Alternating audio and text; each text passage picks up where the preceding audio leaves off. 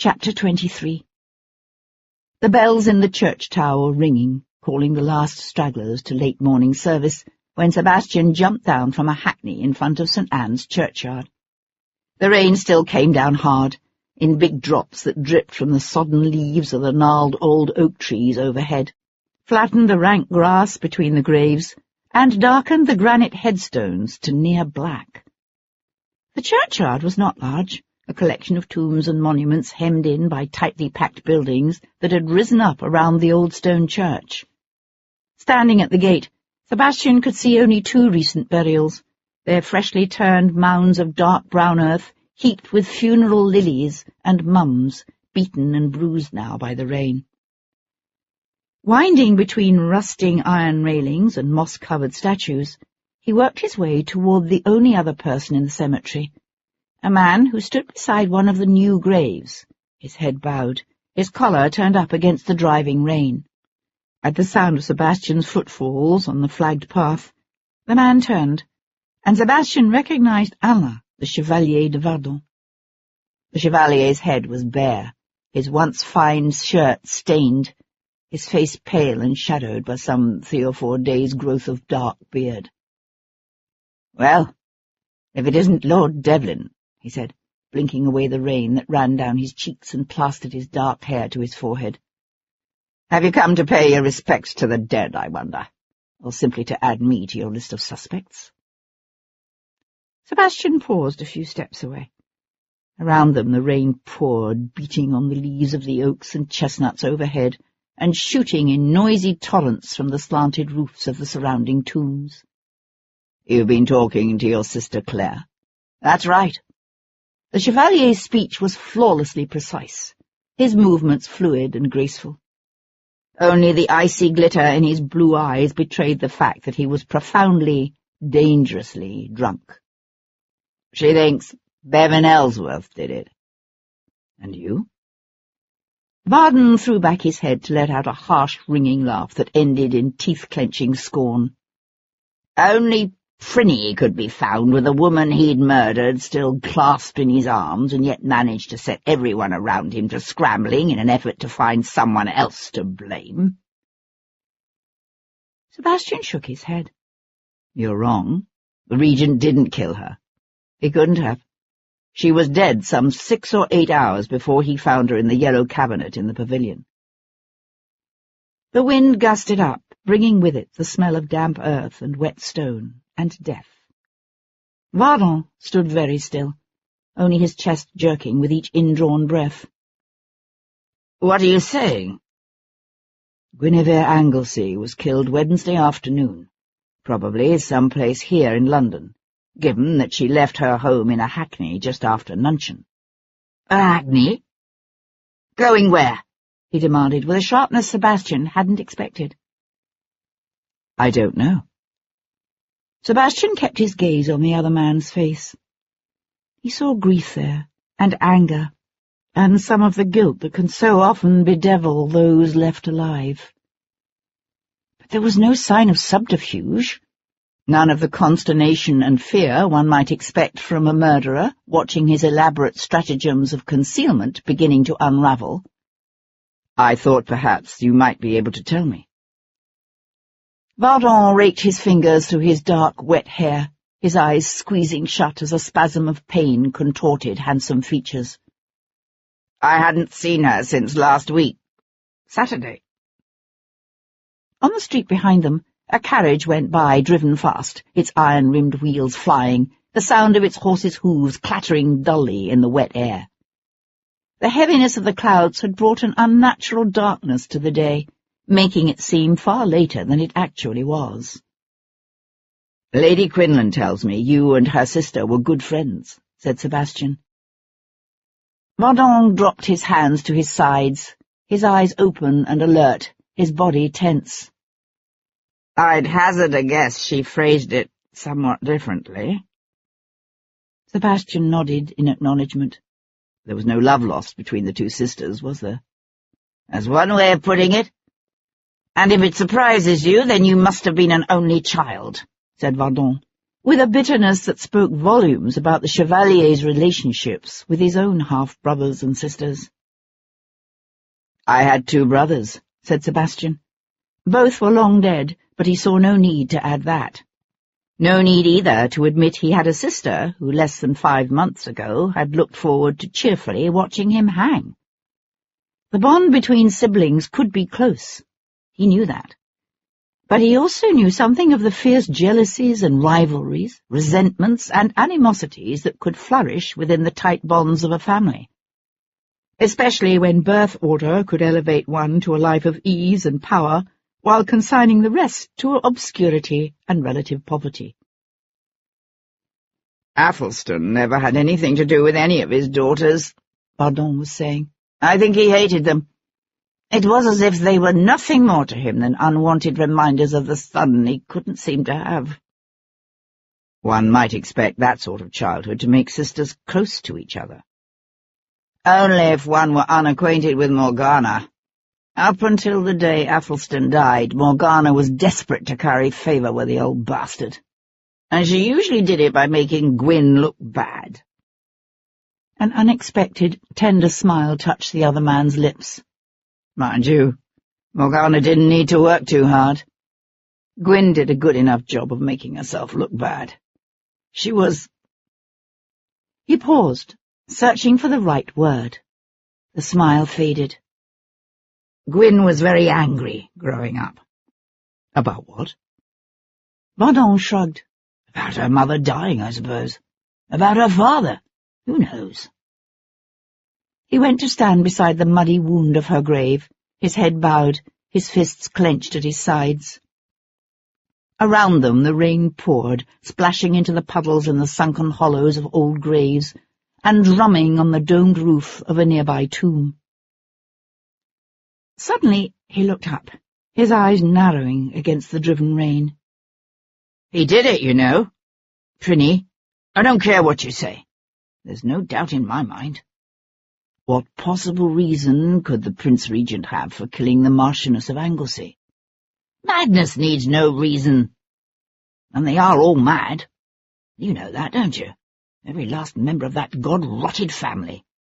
The king might be the only one actually raving, but the taint is there in each and every one of them, whether it's Clarence roaring around on imaginary quarterdecks, or old one-eyed Cumberland betraying the overzealous nature of his affection for his sister Sophia." Sebastian held himself very still, his silent gaze on the other man. Bardon used the palm of his hand to wipe the rain from his face. "My sister Claire is right in one sense. Bevan Ellsworth must bear much of the blame for what happened to Guinevere. None of this would have occurred if it hadn't been for all the nasty lies he's been spreading about Guinevere ever since her marriage. That's what made Prinny think her the kind of woman who would welcome his ridiculous advances." Sebastian knew a quickening of interest. The Prince Regent made advances on her. When was this? It began at Carlton House sometime last spring. She and Anglesey were attending a state dinner, and the Regent pressed her to allow him to show her his conservatory, where he became overly familiar. Is that what you're saying? Bardon's lip curled. He put his hand down the front of her dress. Sebastian stared off across the rain-drenched churchyard.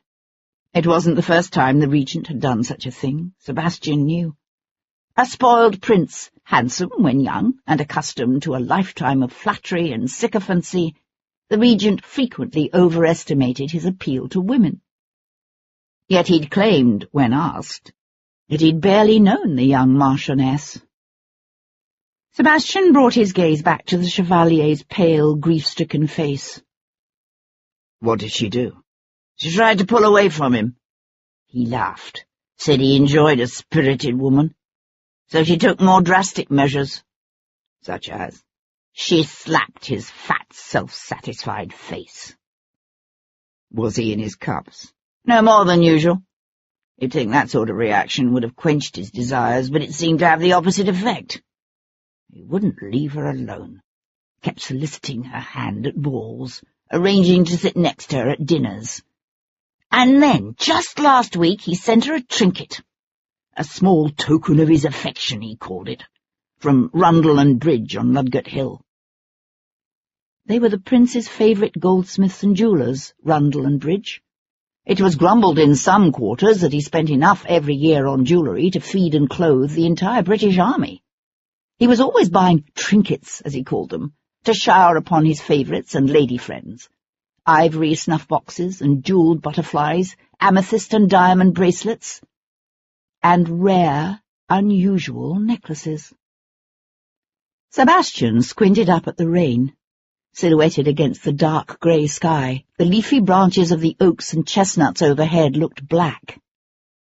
"What kind of trinket?" "I didn't see it.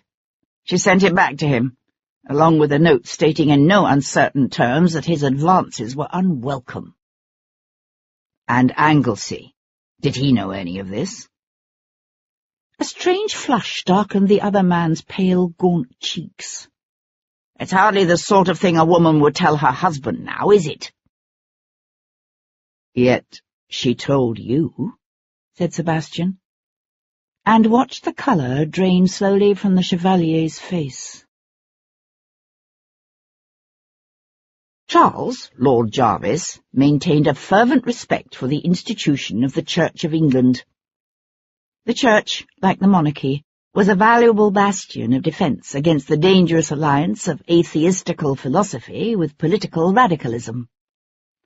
The Bible taught the poorer orders that their lowly path had been allotted to them by the hand of God, and the Church was there to make quite certain they understood that. And so Jarvis took pains to be seen at church every week. That Sunday, his head bowed in due respect for his Maker, Jarvis attended services at the Chapel Royal, in the company of his aged mother, his half-mad wife Annabel, and his tiresome daughter Hero, whom he believed to be in serious need of remembering what the Bible and St. Paul had to say about a number of things, particularly the role of women in society. During the second reading, when the clergyman loudly proclaimed, "Let your women keep silence in the churches, for it is not permitted unto them to speak, but they are commanded to be under obedience, as also saith the law," Jarvis emphasized the point by quietly elbowing Hero in the side. Her gaze fixed so properly on the pulpit, she leaned toward him to whisper maliciously, "Careful, Papa, you're setting a bad example for the ignorant masses." She was always saying that sort of thing, as if the canker of social discontent spreading across the country were a subject for jest. Yet he knew she took what she referred to as the dreadful situation of the nation's poor very seriously indeed.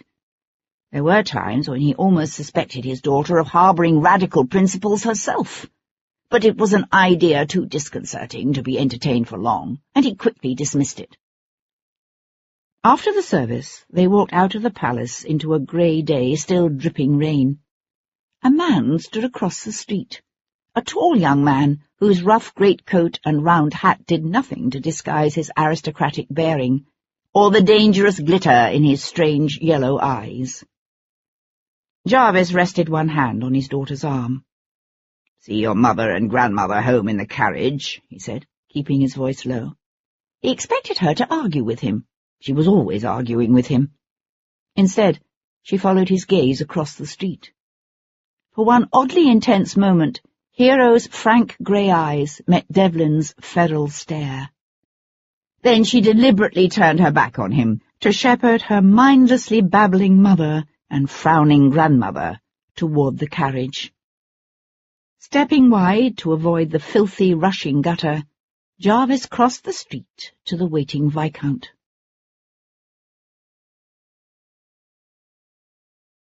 Chapter 24. Devlin leaned against the low iron railing that fronted the street, his hands in his pockets. "You made a mistake. 2, actually." Jarvis paused a prudent distance before him. "I rarely make mistakes." The younger man gazed down at the toes of his boots, a strange smile playing about his lips before his head came up again, his eyes narrowing against the rain. "The trinket Prinny sent to the Marchioness of Anglesey. What was it?"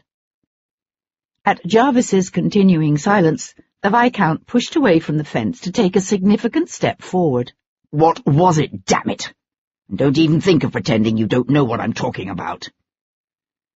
"A brooch of rubies," said Jarvis, in a calm, unhurried tone, "pierced by a diamond arrow."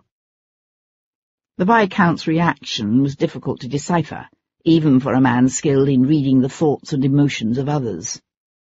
"An expensive trifle, surely," said the Viscount, "for a woman His Highness claims he barely knew." It had begun to rain harder. Jarvis opened his umbrella and held it aloft.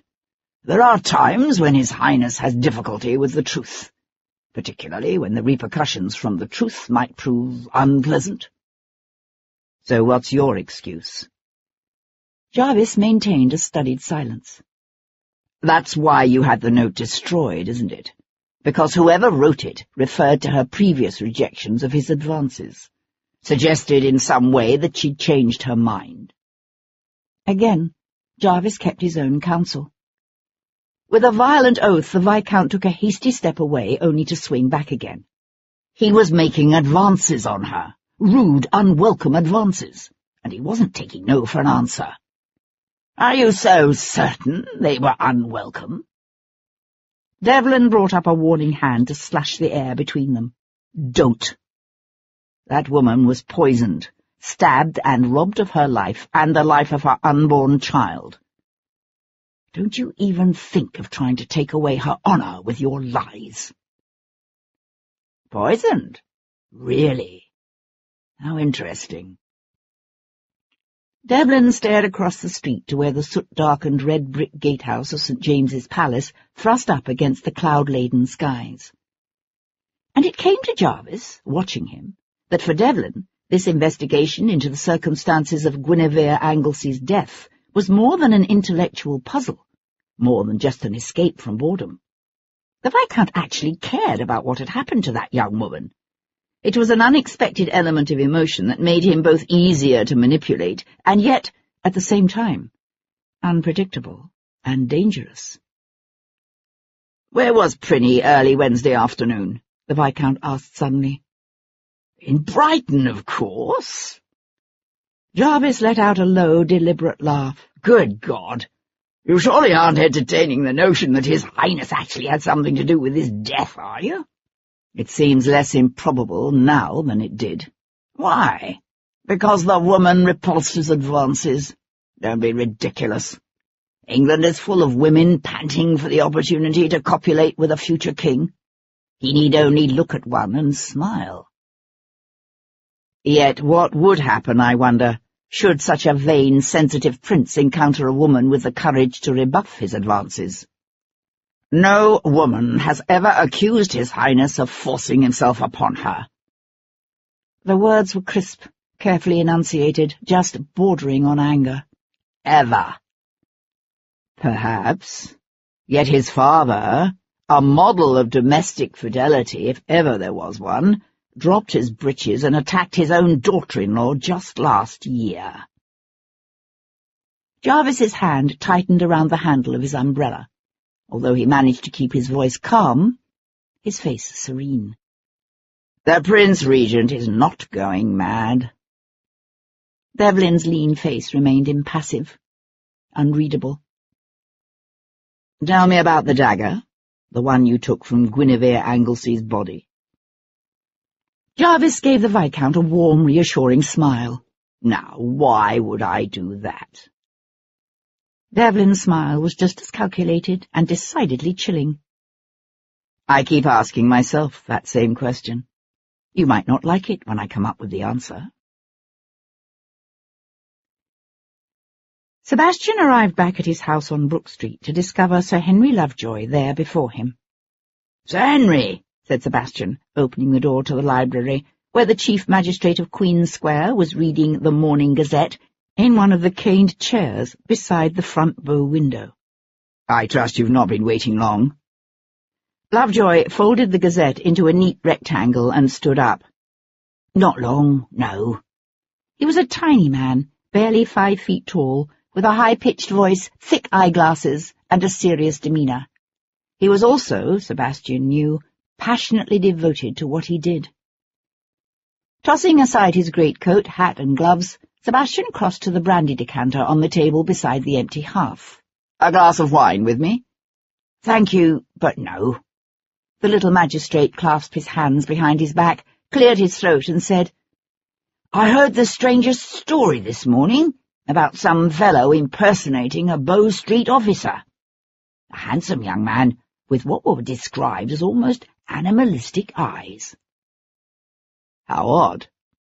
His face deliberately bland, Sebastian flicked an imaginary speck of dust from his rough-cut coat. "Is that why you've come? Did you think this fellow might be a relative of mine?" The faintest hint of a smile lifted the little magistrate's thin mouth. "No, actually. I've come because we've discovered your Yorkshire Jarvey."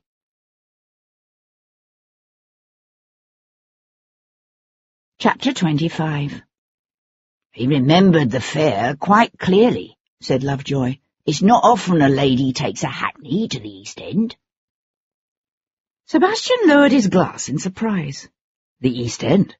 That's right. Giltspur Street in Smithfield." "Where exactly on Giltspur?" Jarvey couldn't say. It seems Lady Anglesey had the fellow let her off at the top of the lane. The last he saw of her, she was walking toward the market." Lovejoy cleared his throat again. "I sent one of the lads over there. Had him ask around. No one remembers having seen her." That was hardly likely, Sebastian decided, going to pour himself another drink. The sight of a young lady as beautiful as the Marchioness of Anglesey in a walking dress of Pompeian red was not something to be forgotten so quickly. Yet even the most respectable citizens of London were often reluctant to be overly cooperative with the constables. An unassuming man asking more subtle questions might well learn something of interest. By the time Sebastian paid off his hackney at the bottom of Giltspur Street, the rain had stopped again, although the clouds still hung low and oppressive over the open, death-haunted grounds of Smithfield Market. It was a meat market now, but once, 200 years before, in the days of the Tudors, they had burned people here at Smithfield. The Catholics had burned the Protestants to save their souls from the everlasting fires of hell, while the Protestants had burned the Catholics, because that's what one did with people whose vision of God didn't exactly match one's own. It had always struck Sebastian as a strange thing to do in the name of a Christ who taught his followers to turn the other cheek and love their neighbours as themselves. But then Christ's followers had frequently been slack in their application of that part of his teachings, massacring in his name everyone from the olive-skinned inhabitants of Jerusalem to the Irish of Dublin. Clad in the unfashionably cut greatcoat and serviceable leather breeches of a country gentleman of modest means, Sebastian pushed his way through the throngs of people crowding the streets, many of them drovers in town for Market Monday. They came from as far away as the north of England and Scotland, driving the great herds of cattle and oxen needed to feed the 1,000,000 or so inhabitants of the city. But there were local people here too, journeymen and apprentices, servants and shopkeepers, for Sunday was the only day most people had off work. The atmosphere was relaxed, jovial, the street filled with glad voices and laughter, the rich aromas of broiling meat and fermenting ale mingling with the ever-present smells of mud and unwashed bodies, and urine. At the first cross-street, Sebastian paused, his gaze scanning the signs of the various shops fronting the lane, tanners and chandlers mixed in with coal merchants and distillers, button sellers and woolen drapers. All were humble establishments, not the kind of businesses typically frequented by a marchioness. What was Guinevere Anglesey doing here? He walked on, past the shuttered windows of a tea dealer and the haberdasher beyond. All were closed now for the Sabbath. On Monday he would send Tom to go into each shop in turn. But something told him Lady Anglesey had not come here in search of tea or buttons. Halfway up the street he came upon an ancient half-timbered inn called the Norfolk Arms. Tall and well-kept, it had somehow survived the Great Fire of 1666. From the looks of it, it had been here since the days of Edward and Mary Tudor and the martyrs' pyres of Smithfield. Sebastian started toward the inn. A couple of half-grown boys ran past, careening into him before darting off again with a shouted apology. A one-legged soldier, his face hideously deformed by a sabre slash across his cheek, leaned on a rag-wrapped stick and rattled his cup with softly murmured pleadings. Sebastian dropped a coin into the outstretched receptacle. "Where'd you serve?" Drawing in a deep breath, the beggar squared his shoulders proudly and said, "Antwerp, sir," in a heavy Scots brogue. Beneath his unkempt beard and matted hair and sallow, scarred skin, he was actually quite young, Sebastian realized. Probably no more than 25. "You here every day, are you?" A grin stretched the Scotsman's scarred cheek and deepened the lines prematurely fanning out from his pain-filled grey eyes. "Aye. This be my sport. There was a young woman came past here last Wednesday afternoon, dark-haired, pretty. A lady, actually, wearing a red gown and pelisse. Did you see her?" A man gave a breathy laugh. "There'd be nothing wrong with my eyes. Very fetching she was, too, to be sure. She gave me 5 shillings, she did." "Did you happen to see where she went?" The soldier jerked his head toward the ancient inn behind him. "Aye, she went in the Norfolk Arms here." Sebastian knew a rush of triumph and expectation quickly dampened down. "How long was she in there? Do you know?" The man thought about it a moment, then shook his head. "Can't rightly say. I don't recollect I saw her come out."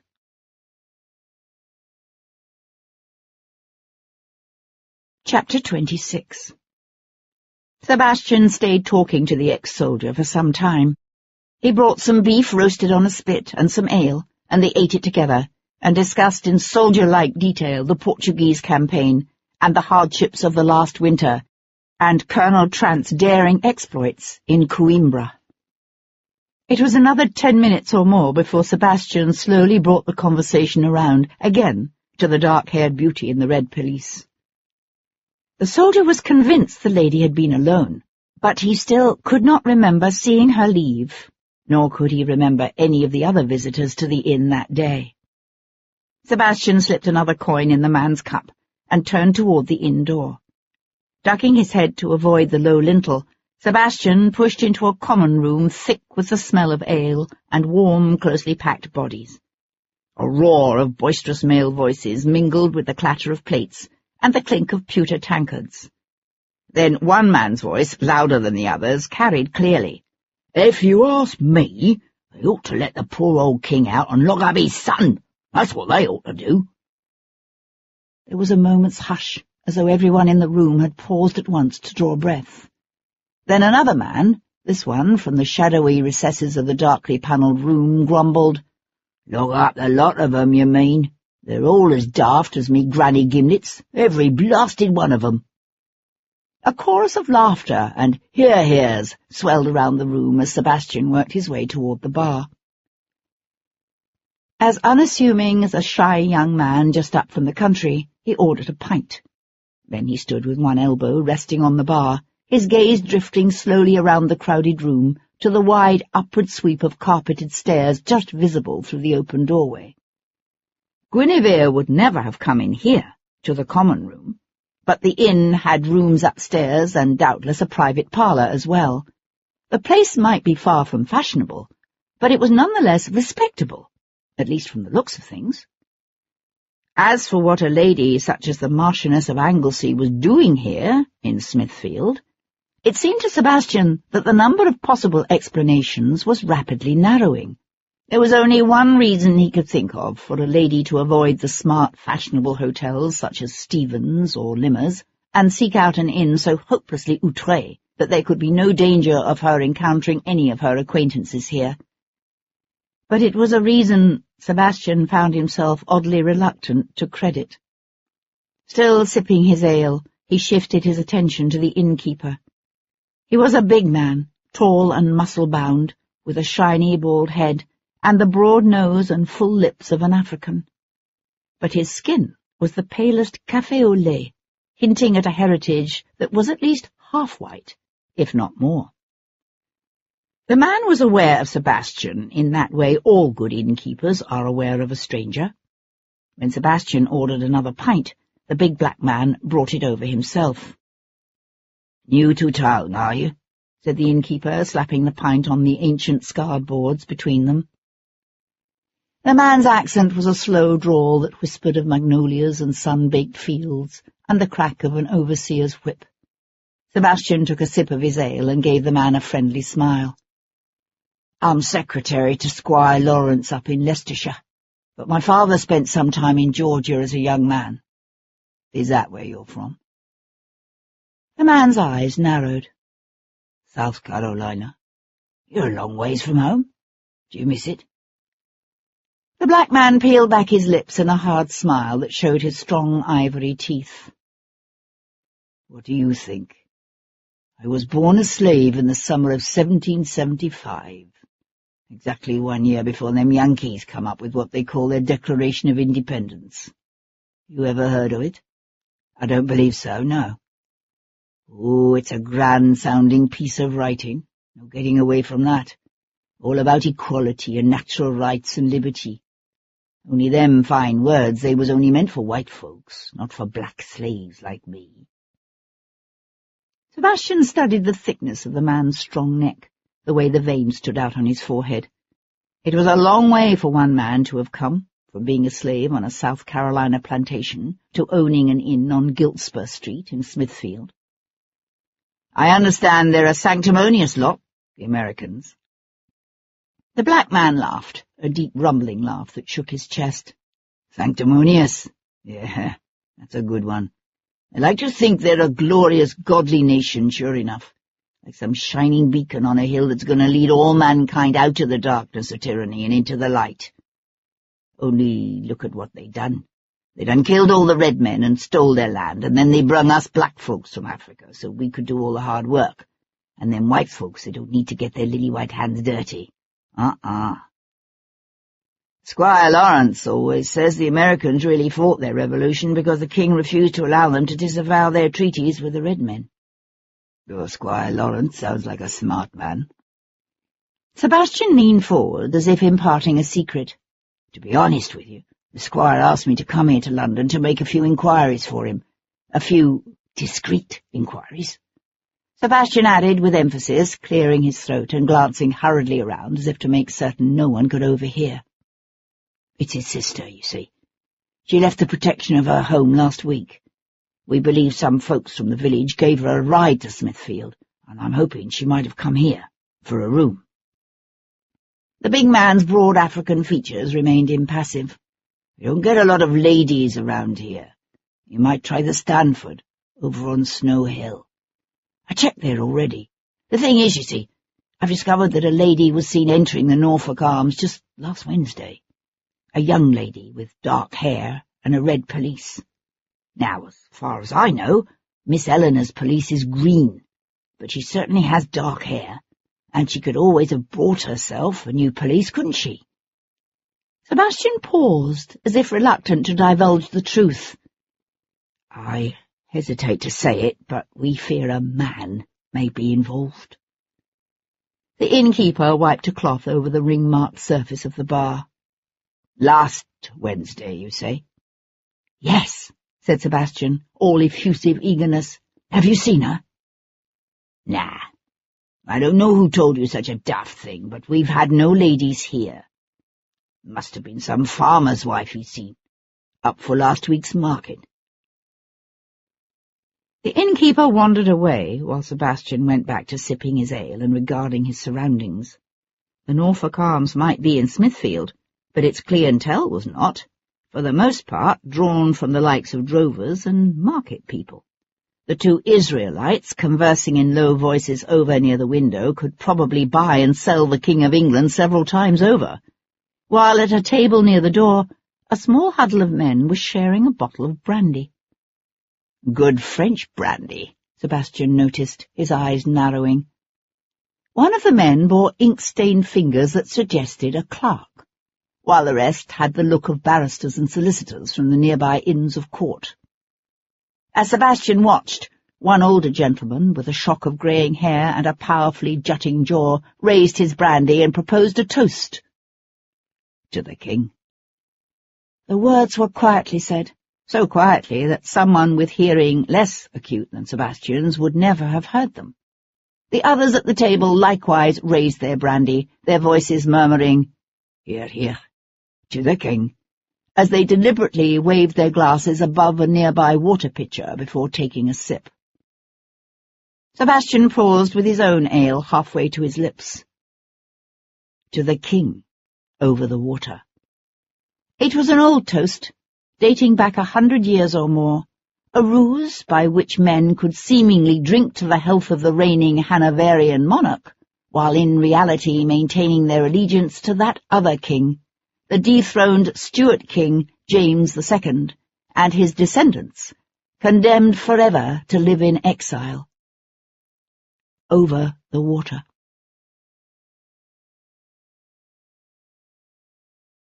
Chapter 27. Leaving the Norfolk Arms, Sebastian had reason to be grateful for what Cat Boleyn liked to call his cat's eyes. At some point within the last hour, the dark afternoon had slid into night, the heavy clouds, left over from the day's rain, blocking out whatever moon and stars might have hung overhead. Here were no neat rows of street lamps, their oil receptacles lit at sunset by a ladder-toting lamplighter and his boy, as in Mayfair. The shops were shuttered, and the narrow lane, though still thronged with people, had few lanterns. But whereas the setting sun reduced the world for most people to a palette of greys only vaguely seen, Sebastian never lost his ability to distinguish colours. He could see almost as well at night as during the day.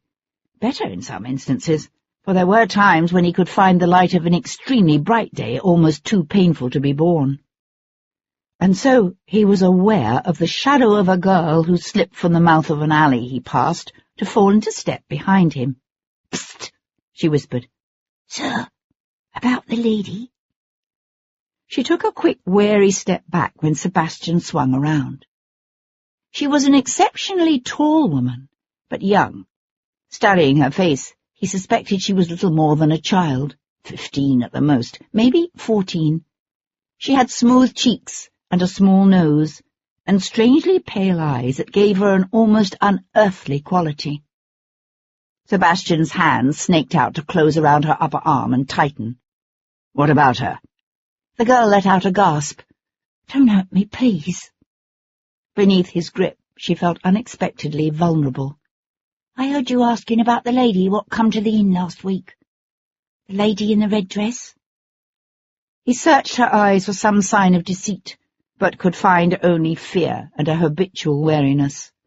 "You saw her. Do you know whom she came to meet?" Throwing an anxious glance over one shoulder, she sucked in a quick breath that shuddered her thin chest. "I can't talk about it here. They might see me." Sebastian gave a soft laugh. "That's your trick, is it? You think to lure me to a darkened doorway, where your friends can roll me?" Her eyes went wide. "No." Around them, the crowd in the streets was thinning. A musician, lilting a familiar tune on a flute, strolled by, followed by 3 laughing drovers, reeking of gin, their arms linked about each other's shoulders, their voices warbling the ballad's words. Oh, father, go dig me grave, go dig it deep and narrow, for sweet William, he died for me today, and I'll die for him tomorrow." One of the drovers, a big red-headed man with a broken nose, kicked up his heels in an ambitious jig that drew hoots of encouragement from his mates, then catcalls of derision when he stumbled over the edge of the lane's kennel. Breathing out heavy fumes of gin and raw onions, he fell against Sebastian, jostling him just enough to allow the girl to slip from his grasp. She darted back up the alley, bare feet flashing, lank blonde hair flying loose about her shoulders.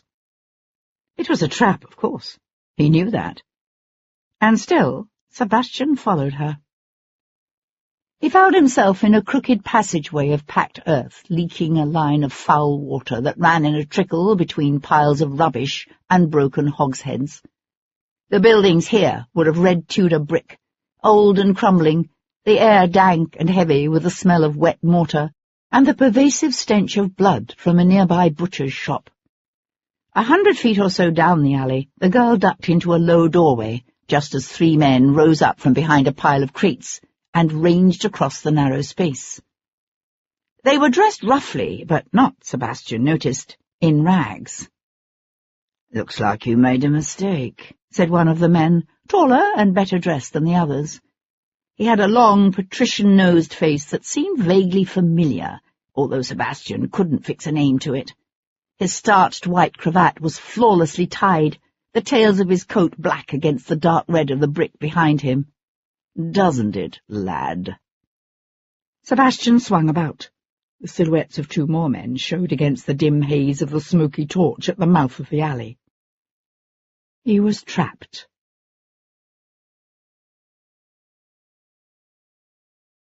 Chapter 28. The extent of the preparations for Sebastian's reception surprised him. He'd been expecting 1 man, perhaps 2. His questions in the neighbourhood had obviously touched a raw nerve, and it occurred to him, as he lowered himself into a crouch, that there was more involved here than the death of 1 young woman. He kept a dagger hidden in his boot, its handle cool and smooth against his palm as he slipped it surreptitiously into his hand. He felt no fear. Fear came when one had time to reflect or was helpless to fight back. What he felt now was a heart-pounding flow of energy, a heightening of all senses and skills. With a speed and competence honed by 6 years of operating in the mountains of Portugal and Italy and in the West Indies, Sebastian summed up the danger he faced. He could stay where he was and let the men close in on him, forcing him to fight all 5 at once. Or he could charge one of the 2 groups of men and try to escape before they joined forces. With 3 men ahead and only 2 blocking his return to the lane, the choice was simple. For a moment, both groups of adversaries seemed content to hold their distance. "Who sent you here?" asked one of the men near the mouth of the alley, a dark-haired man with a thickening waist and heavy jowls of middle age. He held a cudgel, a stout length of wood he tapped threateningly against the palm of his free hand. His red-headed companion, big and broken-nosed and quite sober, had a knife. In the street earlier there had been 3 of them, Sebastian remembered, which meant that somewhere 1 more drover and perhaps a flute player awaited Sebastian. Licking his lips in a show of nervousness, Sebastian made his voice go high-pitched and quivery. "Squire Lawrence, up in Leicestershire?" "Uh-huh," said the man with the cudgel. "Think about this. A man can die quickly, or he can die by inches, screaming for mercy and rueing the day he was born. The choice is yours." Sebastian gave the man a grim smile. Oh, father, go dig me grave," he said, and hurled himself forward. He chose the man on his right, the big redhead with the nimble feet, and the knife that could kill quicker than a cudgel. Redhead held his ground, his knife low, waiting to absorb Sebastian's attack. But by switching his dagger to his left hand at the last instant, Sebastian was able to circle his right forearm beneath the big man's lunging blade, knocking the freckled hand holding the knife up and away, long enough to drive his own dagger through the waistcoat and shirt of the drover's broad chest deep into the flesh and sinew beneath. He was close enough that Sebastian could see the pores in the man's skin, the sheen of nervous sweat on his forehead, smell again the reek of the gin with which he doused the coarse wool of his coat. The man let out a whooshing gurgle, blood and spittle spewing from his mouth, his eyes rolling back in his head. Wrenching the blade free, Sebastian swung quickly to face the man with the cudgel. Not quick enough. A blow meant to dash in the back of Sebastian's head fell on his shoulder, bruising hard. Pain exploded across his collarbone, reverberated to his left arm. He went down on one knee, a grunt escaping his clenched teeth. A shadow loomed over him. Twisting, Sebastian had a vision of heavy jowls dark with anger, lips peeling back from yellow, crooked teeth, gritted in determination as the man raised the cudgel to strike again. Sebastian drove his dagger up, deep into the man's stomach. The man screamed, then screamed again when Sebastian tried to jerk the blade free, only to have it catch on the stout cloth of the man's waistcoat. Someone shouted. He heard the pant of breath, the pounding of feet as men from the other end of the alley drew near. Abandoning the dagger, Sebastian pushed up. He could see in the mouth of the alley, an eddy of movement and shadow framed by the darker shadows of looming brick walls. He took one running step, two, just as the explosive percussion of a pistol reverberated up the narrow passage. He saw the yellow-white flash of the burning powder, smelled the pungent odour of sulphur, and felt a stinging line of fire plough across the side of his head.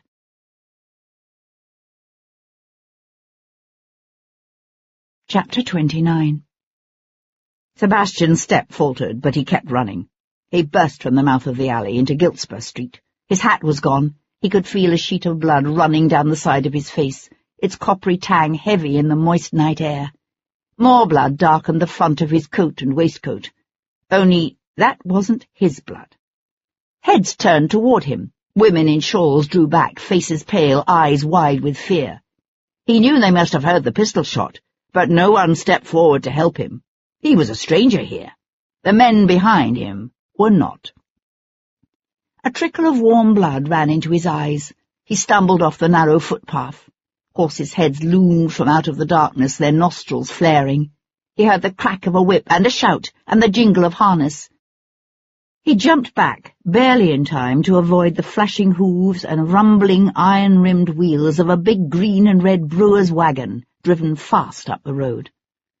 The wagon was tall, the top edges of its high wooden side some 3 feet or more over Sebastian's head. He heard running steps slap the paving stones behind him. Without looking back, Sebastian leapt at the wagon's high back, trying to catch the top of the tailgate with both hands. But the blow to his shoulder had incapacitated his arm more than he'd realized. His left hand slipped off the rough wood, useless. Only his right hand found its purchase, and held, jerking his arm in its socket as it took all his weight.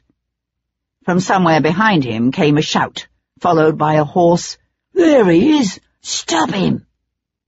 Gritting his teeth, his feet kicking in air, Sebastian fought to pull himself up one-handed onto the tailgate. He'd just managed to hike his elbow over the side when one of the men threw himself forward, his arms wrapping around Sebastian's legs. The jolting weight of the man's body swung Sebastian around, dragged him back down toward the rushing road. Sebastian had a pain-filled vision of a craggy-faced man with thick, straight brows and a thin nose, his lips twisting into a snarl as he said, "I've got you, you son of a bitch." Freeing one leg, Sebastian drew up his knee and kicked out hard. His foot landed square in the man's face. He heard the crunch of cartilage and bone, saw the spurt of blood as the force of the blow sent the man reeling back. For one moment he clutched wildly at Sebastian's booted foot. Then the boot slipped off with a sucking plop, and the man fell back to land with a breath-robbing thump in the gutter, the rough country boot of Squire Lawrence's secretary still clasped like a trophy in his hands. "One of these days," said Cat Boleyn, dabbing a cloth dipped in witch hazel against the side of his head, "someone's going to shoot at you, and they're not going to miss." Sebastian drew in his breath in a pained hiss. They didn't exactly miss this time. He was sitting on a low stool beside the kitchen table in Cat's house in Harwich Street.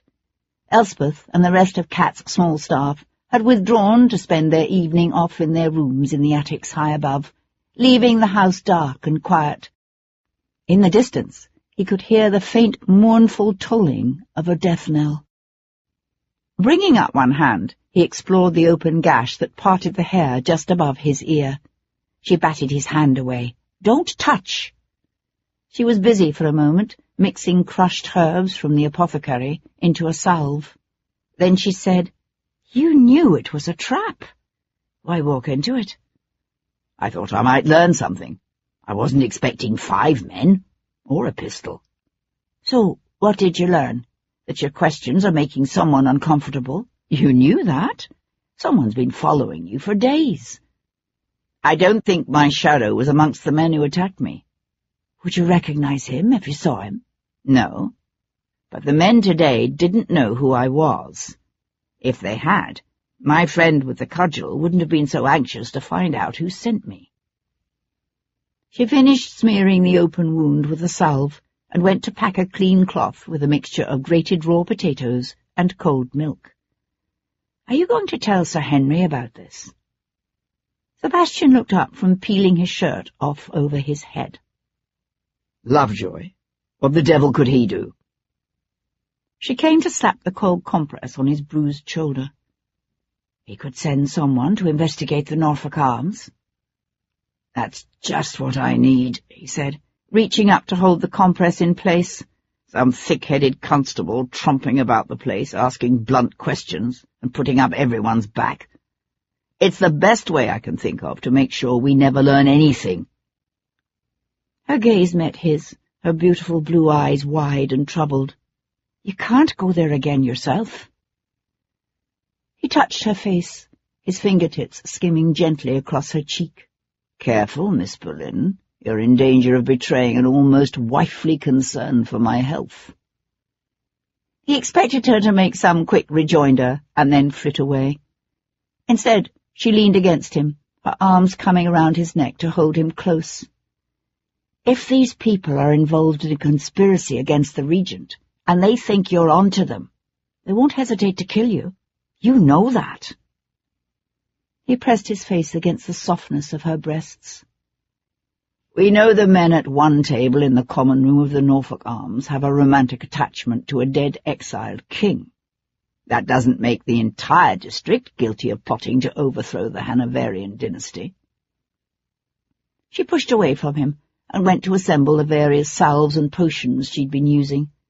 The uncharacteristic moment of vulnerability was gone.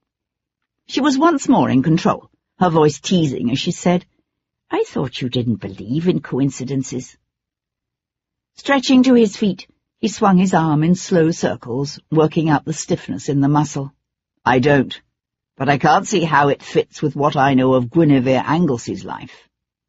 Now, if I could find some way to tie my friends from Giltspur Street to Bevan Ellsworth, it might begin to make sense. According to Guinevere's Abigail, he came storming into his uncle's townhouse last Monday and essentially threatened to kill her. He also has one hell of a motive. The birth of Guinevere's son would have disinherited him. With his creditors already pressing him for repayment, Ellsworth could easily have decided he couldn't take a chance on the child being born a girl. And you never liked him anyway. Sebastian looked over at her and smiled. And I never liked him anyway. Stripping off his bloodied breeches, he went to tip another kettle of hot water into the hip bath they'd drawn beside the kitchen hearth. What do you know of Fabian Fitzfrederick? He and Ellsworth are much of the same set, although Fitzfrederick also runs with the dandies. She frowned. Why? You think Fitzfrederick might be involved? Hell, I don't know. He does provide a link between Ellsworth and the royal family. A tenuous one? A tenuous one.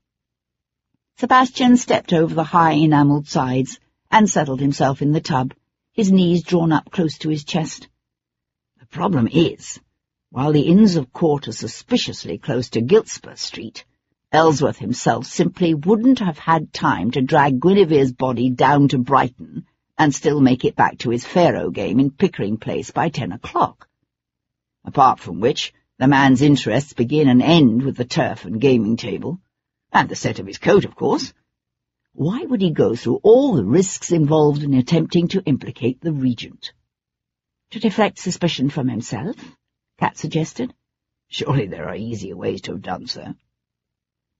She was silent in that way she had, carefully thinking things through. The only one I can see who might have a reason to implicate the regent is Anglesey himself. If he found out the prince was pursuing her when she hadn't told him, he might have believed the advances were welcome. Sebastian leaned his head against the back of the tub and let the moist heat of the water soothe his sore muscles and aching shoulder.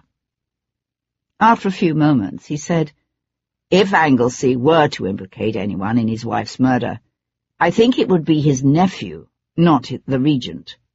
Besides, Anglesy's a sick old man. He's simply too frail to have managed the thing. Apart from which, he was in Brighton, remember? She came to kneel on the stone flagging beside him, a bar of soap in one hand. He could have hired someone. Hell, they all could have hired someone. Sit forward. Cat worked the soap across his shoulders and down his back. What about Verdun? They could have had a lover's quarrel. A quarrel that turned violent. We don't know that they were lovers.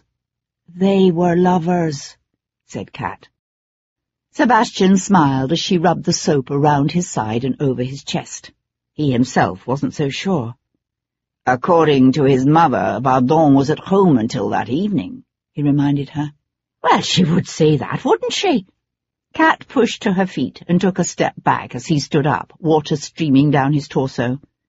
He stepped from the bath, one hand reaching for the thick cotton towel Cat had set on a nearby chair.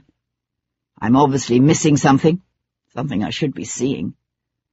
She came to help him shrug into the silk dressing gown she kept for him. If it's there, you'll see it, she said simply. He turned toward her. In the soft light of the kitchen fire, she looked so peaceful, so sure of his abilities, that for a moment he felt humbled. He reached to comb the loose tangle of her heavy, dark hair away from her face. Sometimes I find myself wondering, what's the point?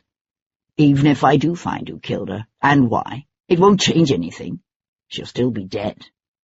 I think she would want to know that the man who killed her and her child didn't get away with it. Is that what this is all about? Revenge? She pressed her cheek against his chest, her arms warm around his waist. No, I don't think it's simply a matter of avenging her death.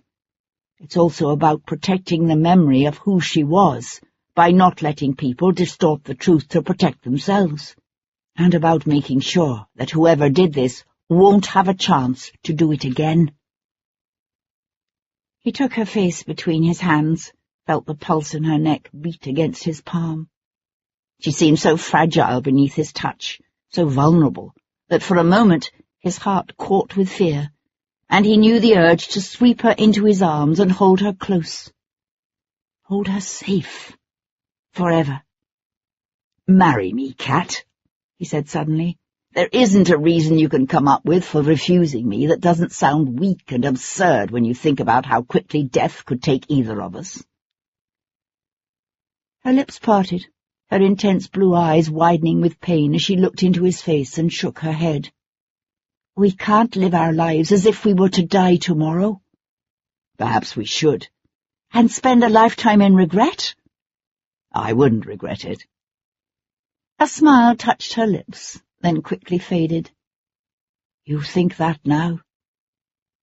He touched his forehead to hers and said again, I wouldn't regret it. Chapter 30. Waking early the next morning, Cat lay for a moment with her eyes closed and listened to the gentle rhythm of Devlin's breathing beside her. A smile touched her lips. He had stayed the night. Pushing herself up on her elbow, she let her gaze drift over him. She knew every line and sinew of his body, the rare brilliance of his mind, and the even rarer nobility of his soul. And she knew, too, what it would eventually do to him if she followed the aching longings of her heart and married him. The smile faded. She had loved him since she was 16, when she was an unknown chorus girl, and he a wild young buck not long down from Oxford. He'd asked her to marry him then, too, and because she'd been young and so desperately hungry to keep him in her life forever, she'd said yes. It was only later, after his father and her own conscience had made her realize what such a marriage would mean for him, that she'd sent Devlin away. What she'd seen in his eyes that night, the agonized disbelief of betrayal, had cut her heart in two and ripped out her soul. She could remember wandering the fog-shrouded streets of the city, tears hot on her cheeks, heartsick with all the grief of youth, and looking for death. But death hadn't come, and those who told her that time lessens pain had in part been right, because in time she'd found a reason to live and a cause to fight for. That was part of the problem now, but only part. She told herself that the choices she'd made these last few years didn't make any difference, that she would still have the strength to resist the treacherous weakness of her heart. It was a wonder to her that despite all Devlin had seen and done in the last 7 years, in this way at least, he hadn't changed. He still believed he could count the world well lost for love. She knew better. She knew what it would do to him to find himself cut off from those of his own class, an object of contempt and scorn, pity and ridicule. Marriage to her would be a social solecism for which neither his father nor his sister Amanda would ever forgive him. She didn't suppose Devlin would suffer overly much from an estrangement from his only surviving sibling. But the ties binding the Earl and his heir ran strong and deep. She knew that, and still she was tempted. That's when she reminded herself that you can't build a marriage on lies, and that while Devlin might know the sordid truth of her childhood years on the streets, he didn't know about the other years, the years after she'd sent him away from her, the years she'd spent seducing important men and passing the secrets they spilled to the French. In her weaker moments, a treacherous voice whispered that he need never know about those years. She'd had no dealings with the French since Pierpont's disappearance from London 4 months ago. And while she'd been told a new spy master would contact her, the message she'd been dreading, a 2-toned bouquet of flowers accompanied only by a biblical quotation, had never come. Besides, her allegiance had never been to France, but to Ireland, to the tragic land of her youth and the scene of her mother's death. Yet in her heart of hearts, she knew that was mere quibbling. If Devlin knew the truth, if he knew she had aided the enemy he spent 6 long years fighting, he would turn away from her in disgust, or condemn her to the ignoble death of a spy. She realized his eyes were open, watching her. He had the most extraordinary eyes, the color of amber, with an almost inhuman ability to see not only great distances, but also in the dark. His hearing was abnormally acute as well. She liked to tease him, to tell him he was part wolf. Yet she knew that his preternatural abilities unsettled him, for there was no history of such gifts in either his mother's family or his father's. "Darling," he said softly, reaching for her. She went into his arms, a smile on her lips when she bent her head to taste his kiss. She loved it when he called her darling. He tightened his arms around her, rubbed his cheek against her hair, and she pushed aside all her doubts and fears and impossible dreams, and gave herself wholly to the man and the moment. For as long as Sebastian could remember, the Earl of Hendon had begun each day he was in London with an early morning ride in Hyde Park. That Monday morning dawned cool and damp, with a heavy mist that drifted through the trees and showed no sign of lifting. But Sebastian knew his father. By 7 o'clock the Earl would be in the park, trotting his big grey gelding up and down the row. And so that morning Sebastian mounted the dainty black Arabian mare he kept in London and turned her head toward the park. "Don't usually see you abroad until mid-afternoon," groused Hendon, when Sebastian brought his mare Lila into line beside the Earl's big grey. "Or haven't you made it to your bed yet?" Sebastian smiled softly to himself, because the truth was that as much as Hendon grumbled, he was actually secretly proud of what he called his son's wildness, just as he was proud of Sebastian's skill with sword and pistol, and as a horseman. Drinking, womanizing, and even gambling were just the sort of manly activities a gentleman expected of his son, excesses of youth to be indulged, as long as they weren't carried to an extreme. It was Sebastian's love of books and music, his interest in the radical philosophies of the French and Germans that Hendon had never been able to abide or understand. "I wanted to hear your opinion on something," said Sebastian. He trotted beside his father in silence a moment, then asked bluntly, "How much sympathy do you think there would be in this country for a restoration of the Stuarts?" Hendon's answer was so long in coming that Sebastian began to wonder if his father had even heard the question. But Hendon, like Cat, was given to thoughtful silences before he spoke. "A year ago, I'd have said none whatsoever." He squinted off across the park to where a flock of ducks could be seen rising up, dark wings outstretched as they took flight into the mist, and filled the morning with their plaintive calls. "The Stuarts have always had a certain nostalgic appeal to the likes of Walter Scott and the Highland Tories, but that's the stuff of romance. Beyond the romance lies the reality of a very foolish king who lost his throne because he insisted on trying to thwart the will of a nation." "And now?" He threw Sebastian a quick sideways glance. "Now we have a mad king, a licentious, debt-ridden regent who spends more time with his tailors than with his ministers, and a Hago-mad 15-year-old princess whose own father calls her mother a whore. The other day I heard someone, I think it was Brougham himself, say that what went on under the Stuarts was nothing compared to what is happening today." "But there is no Stuart heir. James II had 2 grandsons, Bonnie Prince Charlie and his brother Henry. Prince Charlie left no legitimate children, while Henry became a Catholic priest who died, when, 4 years ago?" Hendon nodded. "Henry IX, he called himself. The Stuart claim has now passed to the descendants of Charles I's daughter, Henrietta. Strictly speaking, the throne should have gone to them after the death of James II's daughter, Anne, in 1714, rather than to the Hanoverian George I. But they were Catholics." "So who is the current pretender?" "Victor Emmanuel of Savoy." "A king without a kingdom," said Sebastian thoughtfully. Once the kings of Sardinia and Piedmont, the men of the House of Savoy had been forced by the armies of the French Revolution to abdicate all their territories on the Italian mainland. Hendon pressed his lips into a thin smile. "Exactly." "But Savoy is a Catholic, which is what got James II into trouble over 100 years ago. England won't even allow a Catholic to sit in Parliament. They're hardly likely to accept one on the throne." "True, but Savoy wouldn't be the first man willing to change his religion for the sake of a throne now, would he?" "Is he willing?"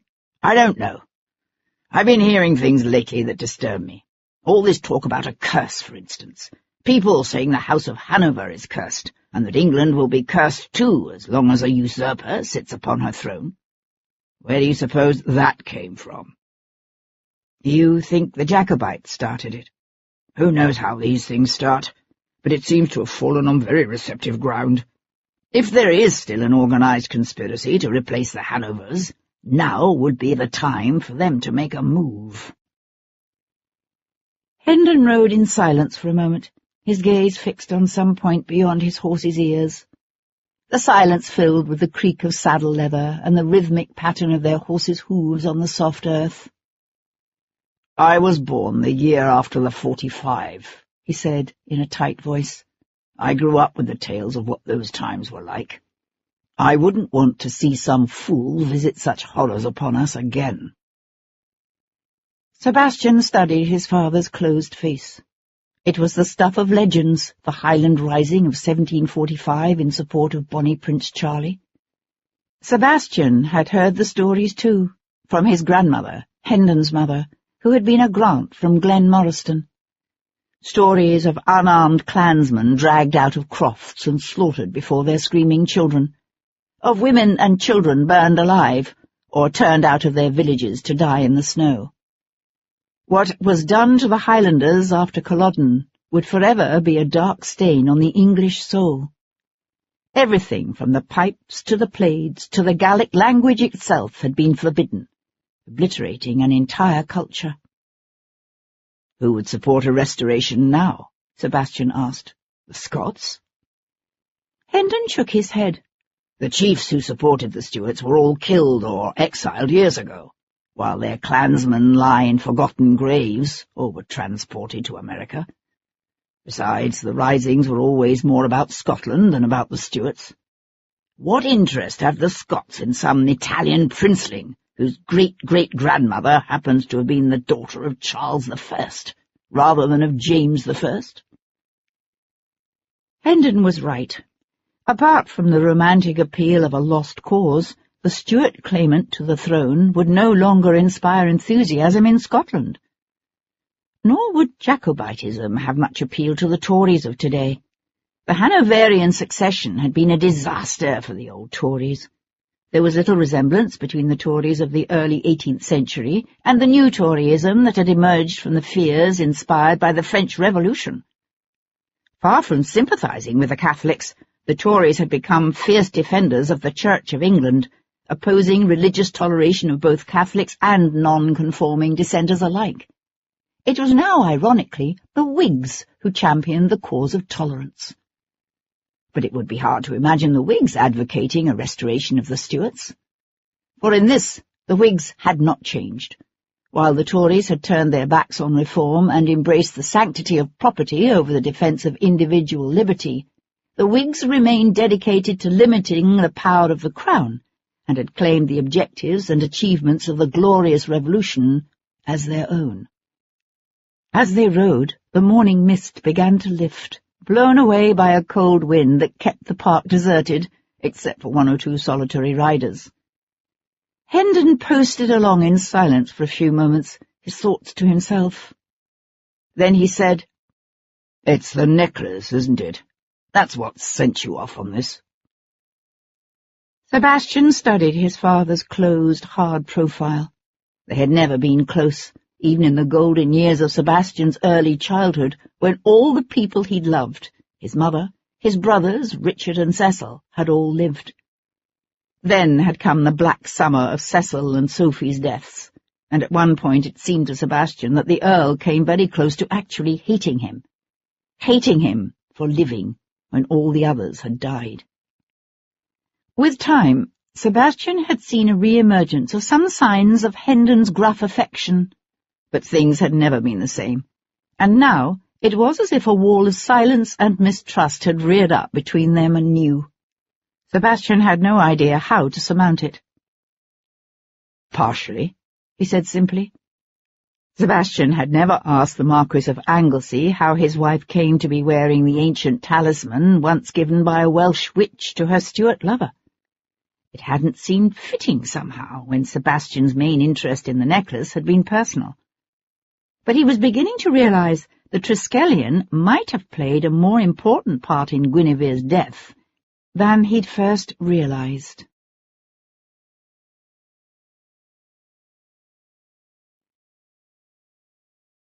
Chapter 31. "I'm dying, Egypt, dying. One word, sweet queen. Of Caesar seek your honour with your safety." Mark Antony looked at his Cleopatra expectantly. Kat, her theatrical costume covered with a pinafore to protect it during rehearsal, stared off across the darkened pit to where a gentleman stood in the shadows, his hat pulled low on his brow.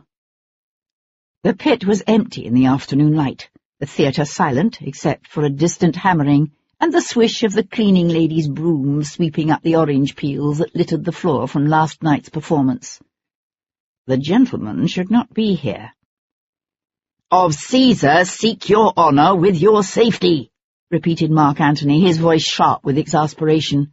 "Would someone please wake up this sweet queen of Egypt?"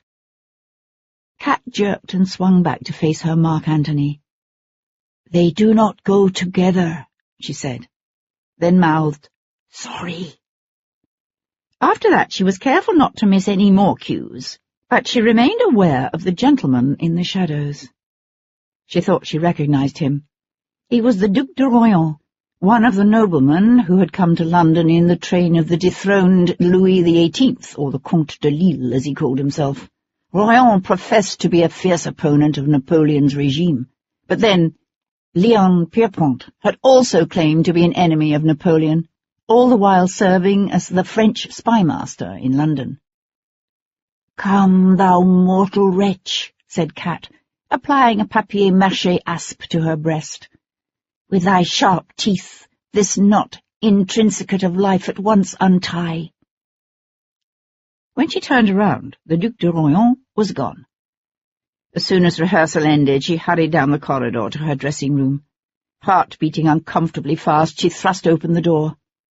A bouquet stood upon her dressing-table, a lavish confection of white lilies and pink roses in a cloud of baby's breath. A two-toned bouquet. Kat snatched up the note she found balanced amidst the stems and tore open the seal. "His Highness the Comte de Lille presents his compliments and begs you to accept these paltry blossoms as a token of his admiration." No biblical quotation, no secret message, no appointment for a rendezvous with danger. Kat leaned her forehead against the wall, drew in a shaky breath, and let it out in a soft laugh of relief. Sebastian spent the next several hours asking some discreet questions about Bevan Ellsworth's boon companion, Fabian Fitzfrederick, illegitimate son to Prince Frederick, the Duke of York. But Fitzfrederick's movements on that fatal Wednesday proved to be as innocuous as Bevan's. After a day spent at Tattersall's, Fitzfrederick had whiled away the evening at the same Pickering Place gaming hell frequented by his friend Ellsworth. Thoughtful, Sebastian sent Tom off to canvass the shops of Giltspur Street in Smithfield, then turned his own steps toward the Marquis of Anglesy's Mount Street townhouse. He found the Marquis in the tile-floored conservatory built onto the back of the house. Pausing beneath a gently drooping tree-fern, Sebastian looked at Guinevere's husband and saw an old man, his once sturdy frame now gaunt, his grey head bowed as he tended a yellow-blooming jasmine. Then the Marquis looked up, and the impression of age and infirmity was dispelled by the power of the intelligence and sheer force of personality shining in his eyes. "I was wondering if you would come today," said the Marquis, jerking off his gardening gloves and laying them aside. Sebastian glanced around the humid room, crowded with ferns and orchids and tender leafy tropicals. The warm air smelled of moist earth and green growing things, and the sweet perfume of the Cape gardenia blooming over by the door. He had something of a reputation as a connoisseur of exotic plants, the Marquis. They said that when he was young, he'd sailed on a naval expedition to the South Pacific, collecting botanic specimens. "Paul Gibson tells me he gave you the results of your wife's autopsy," said Sebastian. Anglesey nodded. "He thinks Gwyn was poisoned." He brought one hand to his face and rubbed his closed eyes with a spread thumb and forefinger. "The dagger would have been a far kinder death. Quick, relatively painless. But cyanide! God help me, how she must have suffered. She'd have had time to know she was dying. I can't imagine what her last thoughts must have been." His hand fell to his side, his eyes open wide and hurting. Who did this? Who could have done such a thing to her? Sebastian held the old man's tortured gaze. "Bevan Ellsworth claims the child Lady Anglesey carried was not yours." The words were blunt and brutal, but necessary. The Marquis's head snapped back, his jaw going slack with shock and anger. He tried to take a quick step forward, only to stumble over an uneven tile so that he had to fling out one hand and catch the edge of a nearby iron table for balance. You dare say such a thing to me? I've called men out for less." Sebastian kept his own voice calm. He's not the only one saying it. The assumption on the streets is that she was the regent's mistress. The Marquis's face had gone white, his thin chest jerking so hard with each breath that for a moment Sebastian was afraid he might have pushed too far. "It's not true." Sebastian met the old man's furious gaze and held it. "Then help me. I can't find out what really happened to your wife if I don't know the truth." Anglesey swung away. He suddenly seemed older, shrunken. Picking up a long-spouted watering can, he went to fill it at the pump. Then he simply stood there, his head bowed. When he finally spoke, his voice sounded tired, resigned. "It's no easy thing, facing the final years of your life with the knowledge that everything you've dedicated yourself to preserving will be destroyed after your death by another man's dissipation." Sebastian was silent, waiting. After a moment, Anglesey took a deep breath and continued, "Guinevere and I both went into marriage with our eyes wide open. She knew I wanted a young wife to give me an heir, and I knew that her heart already belonged to another." "She told you that?" "Yes. She thought I deserved to know. I respected her for it. It was my hope that we would at least become friends, and in that, I think, we succeeded." Friends? A lukewarm enough ambition for husband and wife. Yet it was a status achieved by very few married couples of their society. "My second wife, Charlotte, was never well," said Anglesey, tightening his grip on the watering can.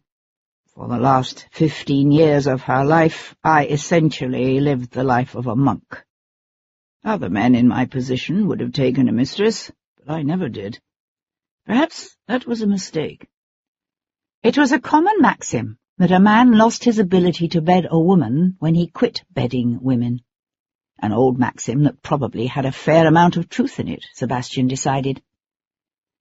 Anglesey went to tip a careful stream of water along the roots of a line of ferns. "I was never able to consummate my marriage with Guinevere." A faint line of colour touched his sharp, high cheekbones and stayed there. "She tried. We both tried very hard. She knew how much it meant to me to have a son, but it eventually became obvious that it wasn't going to happen." He hesitated, then pushed on. 2 years ago I suggested she take a lover, someone who could father the heir I couldn't." He swung his head to look back at Sebastian. "You think it a vile thing for a man to push his wife into infidelity, to seek to disinherit his own nephew by putting another man's bastard in his place?" "I know Bevan Ellsworth," said Sebastian simply. "Ah." Anglesey moved on to a shelf of orchids. "It's the only time I can remember Guinevere ever being truly angry with me. It was too much to ask of her, too much for any man to ask of his wife. She made me feel as if I'd asked her to prostitute herself, which I suppose in a way is precisely what I had done. But then, last winter—" His voice trailed away as he gazed out over the lush groupings of exotic ferns and jasmines, gardenias and tender China roses. He tried again. "Last winter, she came to me. She said she would do it," Sebastian prompted, when it became obvious the old man couldn't go on. "Yes." It was little more than a whisper. Sebastian stood in the centre of the conservatory, breathed in the hot, fetid air. From the far corner came the sound of a fountain bubbling into a small pond with flickering goldfish. Beside it, a caged canary filled the morning with a song that should have been cheerful, but instead sounded mournful, despairing.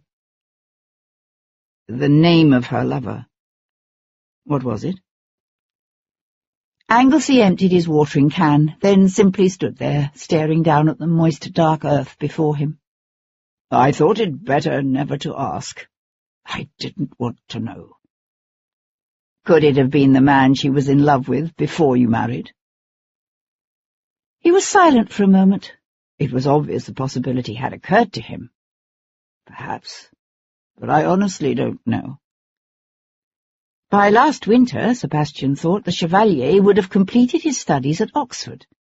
Had the two former lovers met again in London and decided to begin a physical relationship? A relationship to which her husband had already consented? "Do you know where they used to meet?" Sebastian asked. "No, of course not." Anglesey paused. You think this man, the one Guinevere took as her lover, is the one who killed her? It's possible. Can you think of any other reason your wife would go to Giltspur Street in Smithfield? Smithfield? Good heavens, no. Why? Sebastian held the old man's gaze. She took a hackney there the afternoon she was killed. There was no sign of dissembling, no indication that Anglesey had known of his wife's visit to Smithfield, but had hoped to keep it concealed. Sebastian tried another tack. Did your wife have much interest in the affairs of government? Gwyn? A faint smile touched the old man's lips. Hardly. Gwyn was passionate about many things, but government wasn't one of them. As far as she was concerned, one crowned puppet is pretty much the same as the next. It's the sycophants and thieves with which they surround themselves that you need to watch out for. His smile deepened as he studied Sebastian's face. Does that surprise you? Sebastian shook his head, although if truth were told, he was surprised not so much by the sentiment itself as by who had aired it. It was hardly a typical opinion for a woman who was the gently bred privileged daughter of an earl and wife to a marquis. More unexpected still was the realization that the Marquis himself found his wife's opinion amusing, even endearing. Such an expression of heresy would have thrown Hendon into an apoplectic fit. What about your nephew, Bevan Ellsworth? What are his politics? I would be seriously surprised if Bevan has ever given a thought to politics in his life. His mind is occupied with far weightier matters, the chief amongst them being women and wages and the set of his coat. Why? Sebastian walked over to where the Marquis stood, the watering can hanging empty at his side. What can you tell me about this necklace? Anglesey's gaze dropped from Sebastian's face to the silver and blue stone pendant he now held in his hand. Nothing, said Anglesey, his age-spotted brow wrinkling as if the sudden change of topic confused him. Why? Where did it come from? Your wife was wearing it when she died. Do you know where she got it? Confusion had given way to mild puzzlement, and a blank stare of ignorance that was utterly convincing. No, I've no notion. I've never seen it before in my life. Sebastian walked the streets of London, from Oxford to Edgware Road, and beyond, to where the neat townhouses and paved streets gave way to massive construction sites, and, beyond that, the green fields and market gardens of Paddington. As incredible as it seemed, he'd found no one who'd known Guinevere Anglesey who would admit to ever having seen the Triskelion. Not only that, but according to her Abigail Tess Bishop, the gown chosen by the Marchioness on the afternoon of her death had sported a neckline that would have made the wearing of the ancient piece impossible. Obviously, like the satin gown, the necklace had been clasped around Guinevere's neck after her death. But why? And by whom? Although Sebastian doubted it, he supposed it possible that Charles, Lord Jarvis, had dangled the necklace before Sebastian, simply to entice him into the investigation. Yet even if that were so, it still begged the question, how had a necklace that should have been at the bottom of the English Channel suddenly reappeared? The explanation suggested by Hendon, that the necklace had been sold by some peasant who'd found the Countess's body washed up on a distant beach, remained plausible. But Sebastian could not avoid confronting the more likely explanation, that Sophie Hendon had not died in that long-ago boating accident, but had simply sailed away, leaving a husband, a married daughter, and an 11-year-old son to mourn her. Sebastian stared off across a mist-filled meadow to the line of elms that could be seen edging a stream in the distance. Even as a child he had nourished few illusions about his parents' marriage. It was the way of their world, husbands busy with Parliament and their clubs, while their wives were left to amuse themselves with other things. In Sebastian's memories, Sophie Hendon was a golden presence, her touch soft and loving, her gay laughter still echoing to him down through the years. Yet his school days had been punctuated with fisticuffs, fought to defend his mother's honour. For in a society where infidelity was commonplace, the Countess of Hendon had been known to be particularly promiscuous. A crow rose from a nearby field, its voice raucous, its wings dark against the cloudy sky. Sebastian paused, then turned his steps toward the new road. He had never thought of his mother as unhappy, yet he realized now, looking back, that it might well have been unhappiness that drove her restlessness, that brought that brittle edge to her smile. Had she been unhappy enough to simply sail away and leave them all? To leave him? He remembered the aching loss of that summer. He hadn't believed it when they told him of the tragic end to the Countess's pleasure outing. He thought about the endless hot hours he'd spent on the cliffs overlooking the sea. Day after day he had stood there, his eyes dry and hurting, as he determinedly scanned the sun-sparkled horizon for sails that would never come. He thought about the possibility that it had all been a lie, and he knew a surge of bitter rage and a deep, abiding hurt.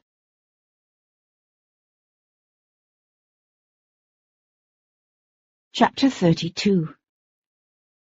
Of the 4 children born to the Earl of Hendon and his Countess Sophia, only 2 still lived, Hendon's youngest and only surviving son and heir Sebastian, and the couple's eldest child and only daughter, Amanda. By the time Sebastian was born, Amanda had already been in her 12th year. In the memories of his childhood, she was a distant, sullen presence, disapproving and vaguely hostile. She had grown into a tall, haughty woman, fiercely proud of her noble lineage, and forever embittered by the harsh realities of an ancient tradition that handed everything, titles, estates, wealth, to her youngest, most despised brother. At the age of 18 she had married Martin, Lord Wilcox, a man of staid respectability from a suitably ancient and wealthy family. She was now a widow, left financially comfortable by the terms of her marriage settlement, as well as being in full control of her children's fortunes. But the circumstances of her husband's death that previous February were cloudy, and served only to deepen the animosity between brother and sister.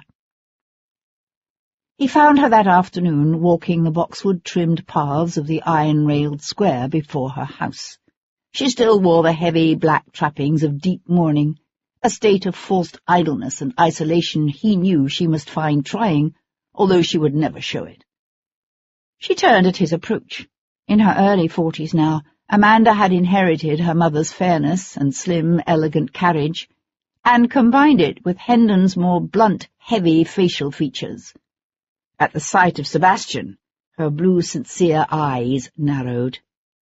"Well, dear brother, to what do I owe this unexpected—" She paused just long enough to make the word a lie. "Pleasure." Sebastian smiled. "Dear Amanda, walk with me away, won't you?" She hesitated, then inclined her head. "Very well. What is it?"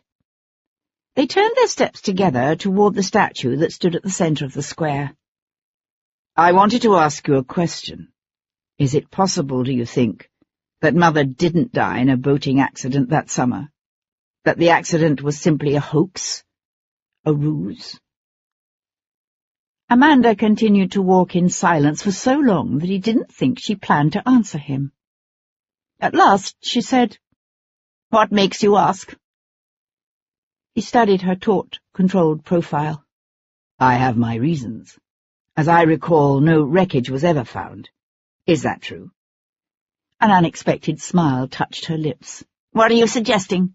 That Hendon had her done away with, then staged the accident to cover up the dirty deed?" "No. I'm suggesting Sophie Hendon was fiercely unhappy in her marriage, and that staging her own death was one of the few ways open to her in our society to escape it." Amanda swung to face him. "You mean, you think she ran away?" He searched his sister's face for some betraying flicker of emotion, but found none. Could she have done it? "Why are you asking me?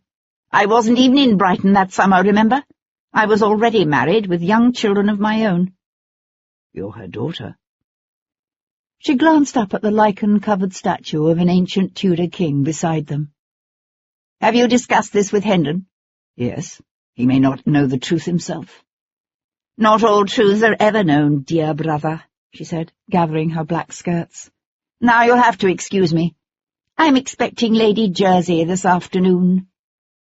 She swept past him, her head held high, a tight smile on her lips. Left alone in the gardens of St. James's Square, Sebastian watched a young nursemaid shepherd her laughing charges down the steps of one of the stately houses fronting the square and lead them across the street.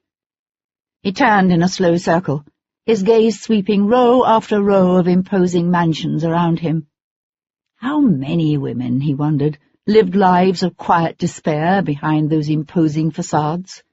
What tales of disappointment and heartache, fear and desperation did those walls of marble and brick disguise? Still thoughtful, he drew the Triskelion from his pocket and turned it over to study the entwined initials of another pair of doomed lovers, A.C. and J.S. Adina Cadell and James Stewart. Was the ancient Welsh necklace that had once belonged to Sophie Hendon a clue to what had happened to Guinevere Anglesey? Sebastian wondered, or simply a distraction? What was Guinevere's intention when she left that grand 4-story house on Mount Street in a hackney carriage headed for Smithfield, only to be found some 8 hours later dead, and in the arms of the Regent in Brighton? During the intervening hours, someone had poisoned her, exchanged her simple red afternoon walking dress for a slightly smaller woman's green satin evening gown, and used her dead body in an elaborate scheme to further discredit an already unpopular prince. But why? Why? Somewhere in the half-truths and subtle nuances of what Sebastian had discovered about Guinevere's life lay the explanation for her death. And for some reason he couldn't explain, he found himself coming back again and again to that image of the child Guinevere had once been. Grief-stricken, frightened, left alone by her mother's early death, the young Guinevere had known little love from either her father or her older sister, while her governesses had been content to let her roam the countryside with the kind of freedom usually reserved for the males of her class. And so the cliffs above the wild Welsh coast had become her refuge, the open fields and forests of her father's estate her schoolroom. In a sense, she'd been fortunate. Her childhood experiences had nurtured her instinctive independence and resiliency, while the love she'd been denied at home had been found nearby, within the ancient walls of Audley Castle. First from Lady Audley herself, so recently bereaved, and then from her son, the Chevalier de Vardon, a young man with a life as tragic in its own way as Guinevere's. What would have happened, Sebastian wondered, if the old Earl of Athelstan hadn't placed his own greed and ambitions ahead of his daughter's happiness? Sebastian had a brief image of the woman he'd last seen dead in the yellow cabinet at Brighton. Only in his mind's eye she was alive, with the golden light of the Welsh sun warm on her face as she played with her children on a windy hill overlooking a foam-flecked sea. What if— But that was a futile, if beguiling, path to travel, and he closed his mind to it.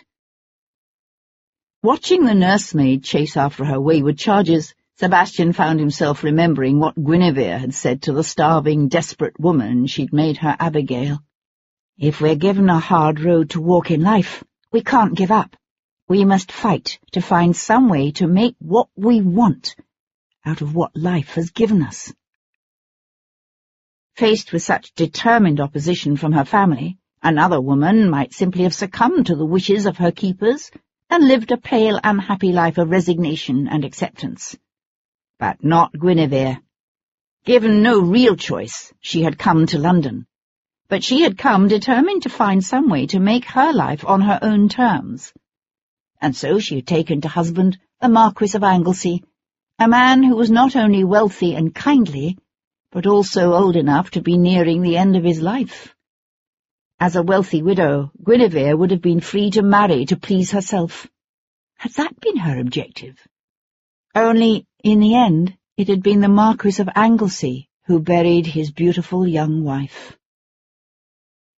If the murder had been staged in such a way as to implicate Bevan Ellsworth, or Lady Anglesey's unknown lover, Sebastian might have believed the Marquis guilty. It wouldn't have been the first time an old impotent husband had been driven to murder by the discovery that his beautiful young wife was giving her love to a younger man.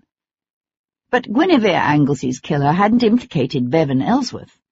He had targeted the Prince Regent. Why?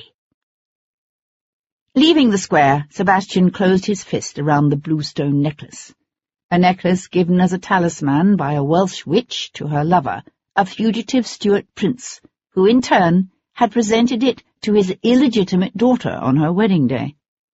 From there its history was obscure until that day, some 30 years ago now, when a withered old crone in the wilds of northern Wales had pressed it upon the young Countess of Hendon.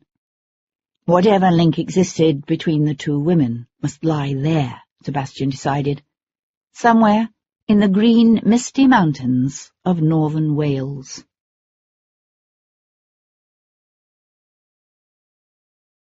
Chapter 33. They were referred to as morning calls, that endless round of formal visits that took place daily amongst the members of society in residence in London. But the truth was that no gentleman or lady with any pretensions to breeding would dream of appearing on the doorstep of any but his or her most intimate of friends before 3 o'clock. And so Sebastian spent the next several hours in Jackson's saloon, working the soreness out of his muscles. It wasn't until 3:30 that he arrived at the home of Guinevere's sister, Morgana, Lady Quinlan. After the thinly veiled hostility of their encounter at the balloon ascension, he half expected to be told she was not at home. Instead, he was shown upstairs to the drawing-room, where he found Lady Quinlan in conversation with another caller, a young woman introduced to him as Lady Portland, wife to the Home Secretary, and half-sister to Guinevere's childhood love, the Chevalier de Vardon. She had much the look of her mother, Isolde, being incredibly small and fine-boned. Only her hair was different, an ashen blonde rather than a fiery auburn. She was also very young, no more than 20 at the most.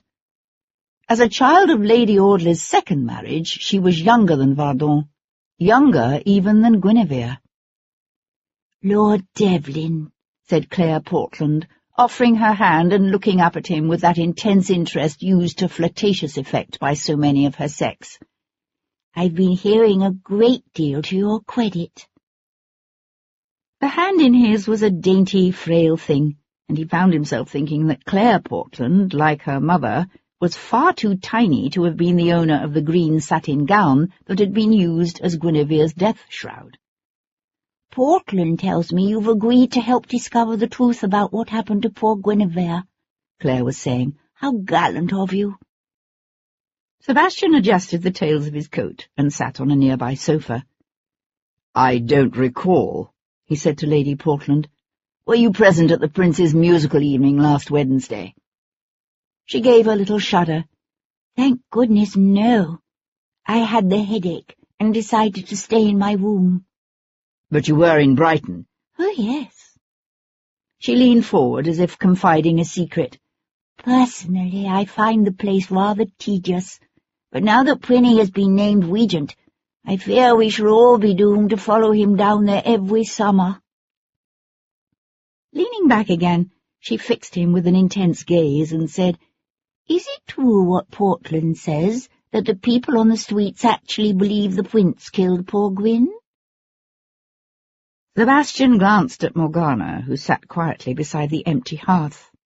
"It's been my experience that most people tend to believe what they are led to believe," he said. Lady Quinlan's features remained inscrutable, while Claire Portland tipped her head sideways, her expression quizzical, as if she were not quite sure how to take that.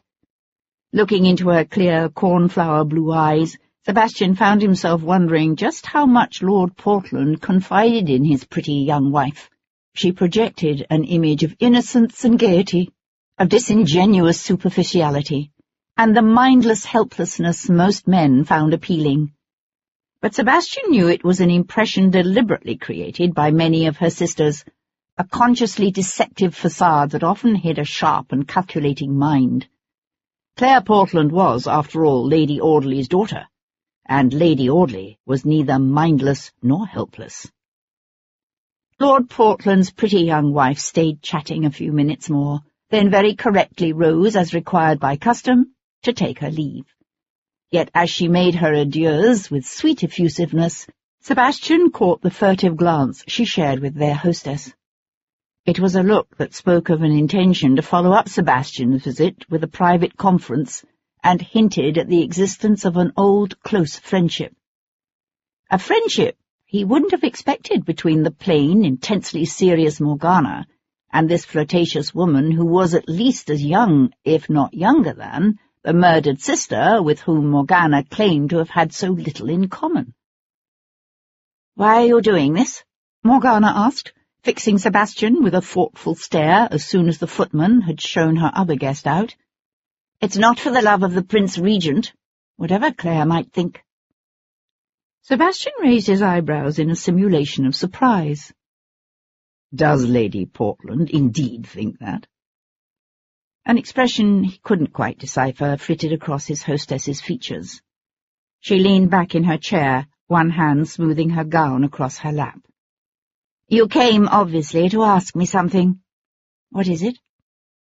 It was no easy thing asking a lady for the name of her sister's lover. Sebastian tried an oblique approach. "Was your sister happy, do you think, in her marriage?" A knowing gleam shone in her eyes. "You're being discreet, aren't you? What you really mean to ask is, did Guinevere have a lover, and do I know his name?" The answer to the first question is, possibly. To the second question, I'm afraid I must answer, no, I don't know his name. It's not the sort of thing she would confide in me. As I told you, Guinevere and I were not close." "Yet you knew of her childhood attachment to Vardon." "That was hardly a secret. Presumably even Guinevere would be prudent if she were cuckolding a husband." "Whom might she have confided in? Did she have a close friend?" "Not that I know of. She was always something of a loner, Guinevere." To his annoyance, he heard the distant rap of the front knocker, heralding the arrival of yet another round of guests, come to offer their condolences to Lady Quinlan on the death of her sister. Sebastian said, "Your sister had a necklace with a silver triskelion superimposed on a bluestone disc. Do you know anything about it?" "It's an ancient piece from well before the 17th century." Lady Quinlan shook her head, her expression blank. Either she knew nothing of the necklace, or she was even better at hiding her thoughts and feelings than he would expect. "No. As a child she had a pearl necklace and 1 or 2 small pins that once belonged to her mother, but nothing else I ever knew of." "You say it was silver? It seems a strange thing for Anglesey to have given her, unless, of course, it was a family piece." A faint smile touched her lips. "Although, if that were the case, you wouldn't be asking me about it now, would you?" The new visitors were on the stairs. Sebastian could hear the ponderous tread of a matron, along with the lighter step of a younger woman, probably her daughter. "You wouldn't happen to know what took your sister to Smithfield last week, would you?" Sebastian asked, rising to take his leave. "Smithfield?" She rose with him. "Of all the unfashionable places, good heavens, no." Standing beside her, Sebastian was reminded again of the unusual height that Morgana Quinlan, like her sister Guinevere, had inherited from their father. If anything, Morgana was even taller, and certainly more robust, than her sister had been. The green satin evening gown could no more have come from this woman's wardrobe than from that of Claire Portland. That green satin gown was beginning to bother him. Returning to his house on Brook Street, Sebastian decided to take the gown to Kat and hear what she might be able to tell him about it. "Have Tom bring the curricle around," said Sebastian, handing his hat and walking stick to Morrie, his majordomo. "I'm sorry, my lord," said Morrie, "but young Tom has not yet returned." Sebastian frowned. The sun was already low in the sky, and he'd warned the tiger not to linger in Smithfield after dusk. Sebastian turned toward the stairs. "Then have Giles bring the curricle round." Morrie gave a stately bow and withdrew. Some half an hour later, clad in evening dress and with the groom Giles sitting up behind him, Sebastian stuffed the brown paper package containing the green satin evening gown beneath his curricle seat and turned the chestnuts' heads toward Covent Garden.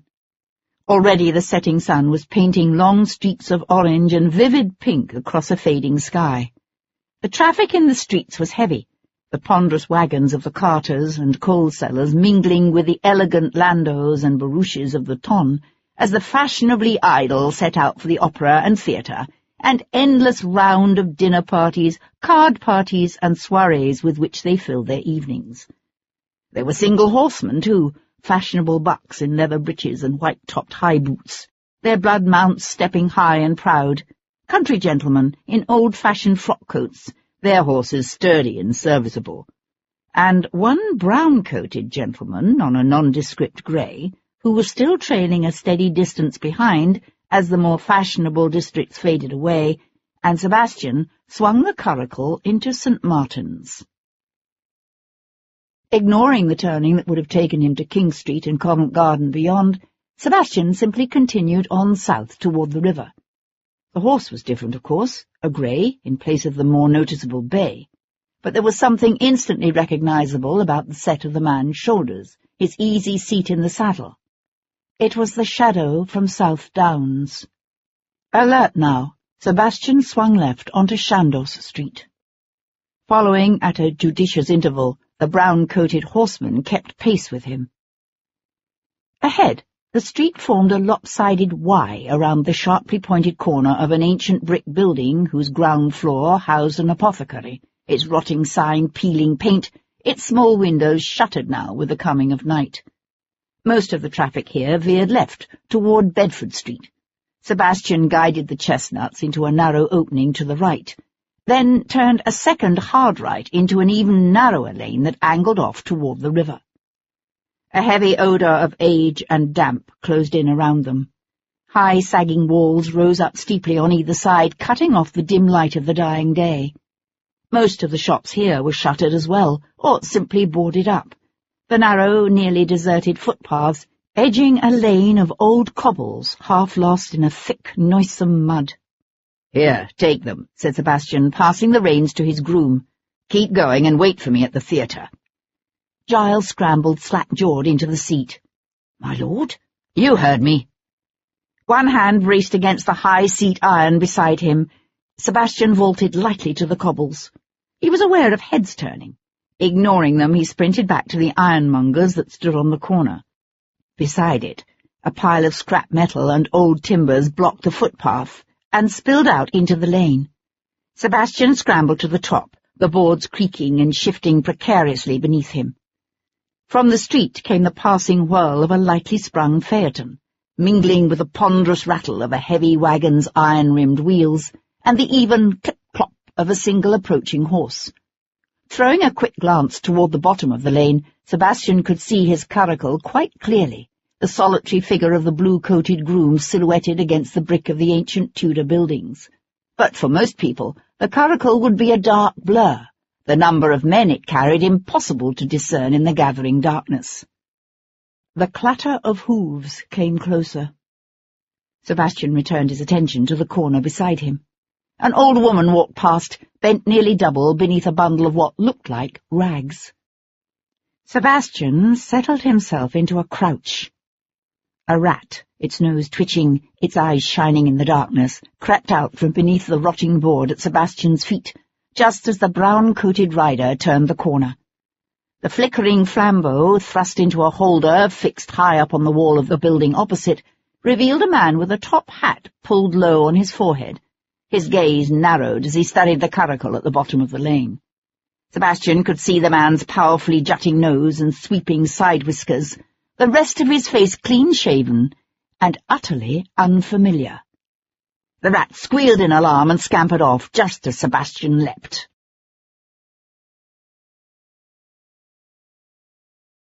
Chapter 34. Startled by the sound of the rat's screech, the rider swung around. His eyes flared wide in alarm, his right arm jerking up instinctively to shield his face and upper body as Sebastian slammed into him. The impact was enough to unseat the rider, but that blocking sweep of his arm and the shift in the man's seat deflected Sebastian's momentum enough that rather than crashing down with the man on the horse's far side, Sebastian was flung back. The edge of one of the boards raked his ribs painfully as he fell. Squealing in terror, the grey reared up between them, its sharp hooves slashing the air. Sebastian scrambled to his feet, dodged the grey's hooves as the horse reared again, but the brown-coated man was already up. Boots slipping in the mud, he bolted around the corner. Sebastian tore after him, up a street lined with workshops and small traders, closing now for the night. He sidestepped a tailor's apprentice, who turned, a green-painted shutter held in his widespread arms, his mouth forming a silent O as Sebastian ran past. The entrance to an alley yawned ahead. The brown-coated man darted down it, Sebastian hard after him. They were in an old mews, the high bulging walls propped up by rotting beams that thrust out to trip the unwary, the former yards filled now with a hodgepodge of illegal shacks and grim hovels. A group of ragged children playing with a hoop shouted as they dashed past. One little boy of no more than 5 or 6, his face smeared with filth, ran after them, calling to them and laughing until he could keep up no longer and fell away. For a moment, Sebastian thought the man had misjudged and trapped himself in a cul-de-sac. Then a black mouth opened up before them, and Sebastian saw a low archway where the upper stories of the houses on either side of what had once been a narrow lane had extended out to swallow the sky, leaving only a dark tunnel beneath. Plunging into a shadowy darkness of recessed doorways and sharp corners where a man might lie in wait, Sebastian was forced to slow his pace, listening always for the slap of running feet, the sawing of laboured breath up ahead. Then the trabule opened up, and he found himself in a courtyard of what must once have been a fine coaching inn, its ground floor now filled with dilapidated workshops overhung by rented rooms, where ragged laundry hung limp, and the still evening air trapped the scent of frying onions and burning dung. Leaping a puddle left by the previous day's rain, Sebastian ran on. 2 women taking down the laundry paused to stare. An old man filling a clay pipe called out something lost in the din. Sebastian followed his quarry through the arch and down a narrow passageway between 2 brown brick buildings. Then the pale glow of lamplight shone up ahead, and the passageway emptied out into a wide, busy thoroughfare that Sebastian realized must be the Strand.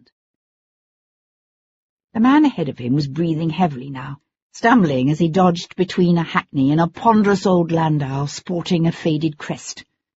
2 men on the far footpath, their red waistcoats and blue coats marking them as men from the Bow Street patrol, turned and shouted.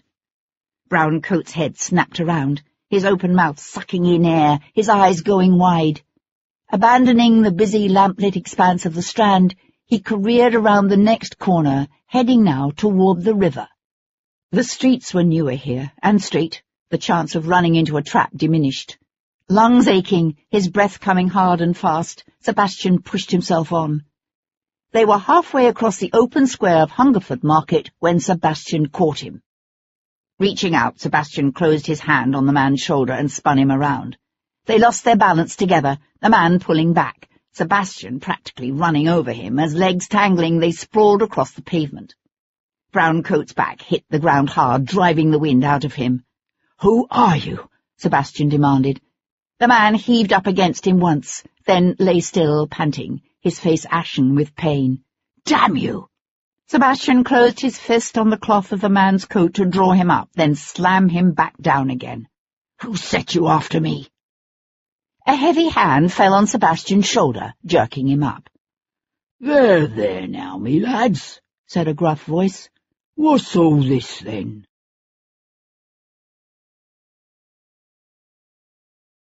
Chapter 35. His hold on Brown-coat broken, Sebastian found himself staring into the broad, whiskered face of one of the men from the Bow Street patrol. Sebastian shook his head to fling the sweat from his eyes. "Bloody hell! Now then, let's have none of that," chided the second Bow Street man, grabbing Sebastian's other arm. Scuttling backward, Browncoat scrambled to his feet and took off at a run. "You stupid sons of bitches," swore Sebastian, bringing his arm back to drive his elbow hard into the plump red waistcoat of the first man who grabbed him. Air gusting out of a painfully pursed mouth, the runner let go of Sebastian and hunched forward, his hands pressed to his gut. "I say," began the other runner, just as Sebastian drove his fist into the man's face and wrenched his left arm free. By now, Browncoat had made it to the end of the market. Sebastian pelted after him, the shriek of the Bow Street men's whistles cutting through the night. Up ahead, he could see the wide-open expanse of the Thames. The river-bank here had been built up into a stone-faced terrace fronted by a low wall. Dodging across the open space, Browncoat leapt up onto the flat top of the wall, meaning perhaps to avoid the traffic clogging the street fronting the river, by running along the wall to the top of the steps. But the wall was old, the weathered stone damp and crumbling. His feet shot out from beneath him. For a moment the man wavered, his arms windmilling through the air as he sought to regain his balance. With a sharp cry he toppled backward. There was a dull thump. Then all was silent, except for the insistent blowing of the runners' whistles and the lapping of the water at the river's edge. Leaning his outstretched arms against the top of the wall, Sebastian hung his head and gasped for breath. On the rocks, far below, the man lay sprawled on his back, his arms outflung, his eyes wide and unseeing. "Bloody hell," said Sebastian, and pushed away from the wall to swipe one muddy forearm across his sweat-drenched forehead. "If your main purpose was to find out who he is," said Sir Henry Lovejoy, staring down at the body at their feet, "then why did you kill him?" Sebastian grunted. "I didn't kill him. He fell." "Yes, of course." Moving gingerly across the wet rocks, Lovejoy hunkered down beside the man's still form and peered at the upturned face, ashen now in the moonlight.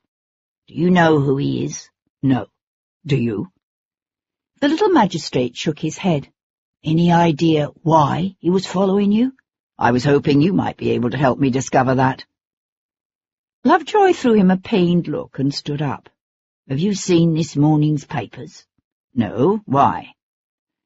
Even though he had not touched the body, the little magistrate drew a handkerchief from his pocket and wiped his hands. "A park woman found a body in St. James's Park, just before dawn." A wind had kicked up and set a series of small waves to lapping against the rocks at their feet. The air was thick with the smell of the river and mud and ever-pervasive stench of sewage. Sebastian stared out at the dark hull of a wherry cutting through the dark water. In a city crowded with courtesans and prostitutes, the park women were the lowest of the low, pitiful creatures so disfigured by disease that they could only ply their trade in the dark, usually in one of the city's parks. "Is that so unusual?" said Sebastian. "It is, when the body in question has been butchered." Lovejoy stuffed his handkerchief back in his pocket. In the pale moonlight his face looked nearly as pallid as the corpse at their feet. "I mean that literally. Carved up like a side of beef." "Who was he? Do you know?" Lovejoy nodded for the constables to remove the body and turned away. "That's one of the more troublesome aspects. He was Sir Humphrey Carmichael's eldest son, a young man of but 25. Sir Humphrey Carmichael was one of the wealthiest men in the city.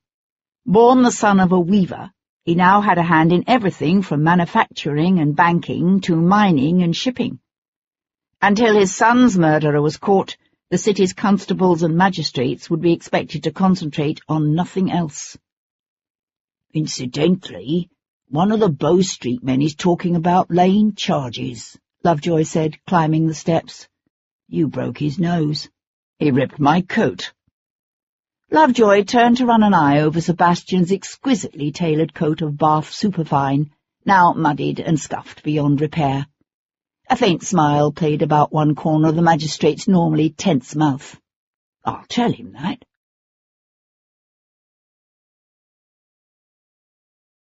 Chapter 36. "What happened to you this time?" asked Kat, her gaze meeting Sebastian's in her dressing-room mirror. The curtain had only just come down on the final act. Around them the theatre rang with shouts and laughter, and the tramp of feet hurrying up and down the passage. Sebastian dropped the paper-wrapped parcel containing the green satin gown on her couch, and dabbed the back of his hand at the blood trickling down his cheek from a graze. "I was coming to see what you could tell me about this evening gown when I decided to stop and have a little wrestling match in the mud." She gave him a look that spoke of concern and exasperation and amusement, all carefully held in check. Removing Cleopatra's gilded diadem from her forehead, she pushed back her chair and went to unwrap the gown. In the golden lamplight, the satin shimmered. "It's exquisite," she said, turning to hold the gown up to the lamplight. "Dashing, but not outrageously so. It looks like something that would be made for a young nobleman's wife. A lady several years past her first season, perhaps, but still young." She glanced over at him. Surely the woman who delivered the note for the prince couldn't have been wearing an identical gown. Sebastian stripped off his muddy coat. Not even a valet of Sudlow's genius would be able to repair these ravages. "I doubt it. Probably a gown of a similar cut and hue.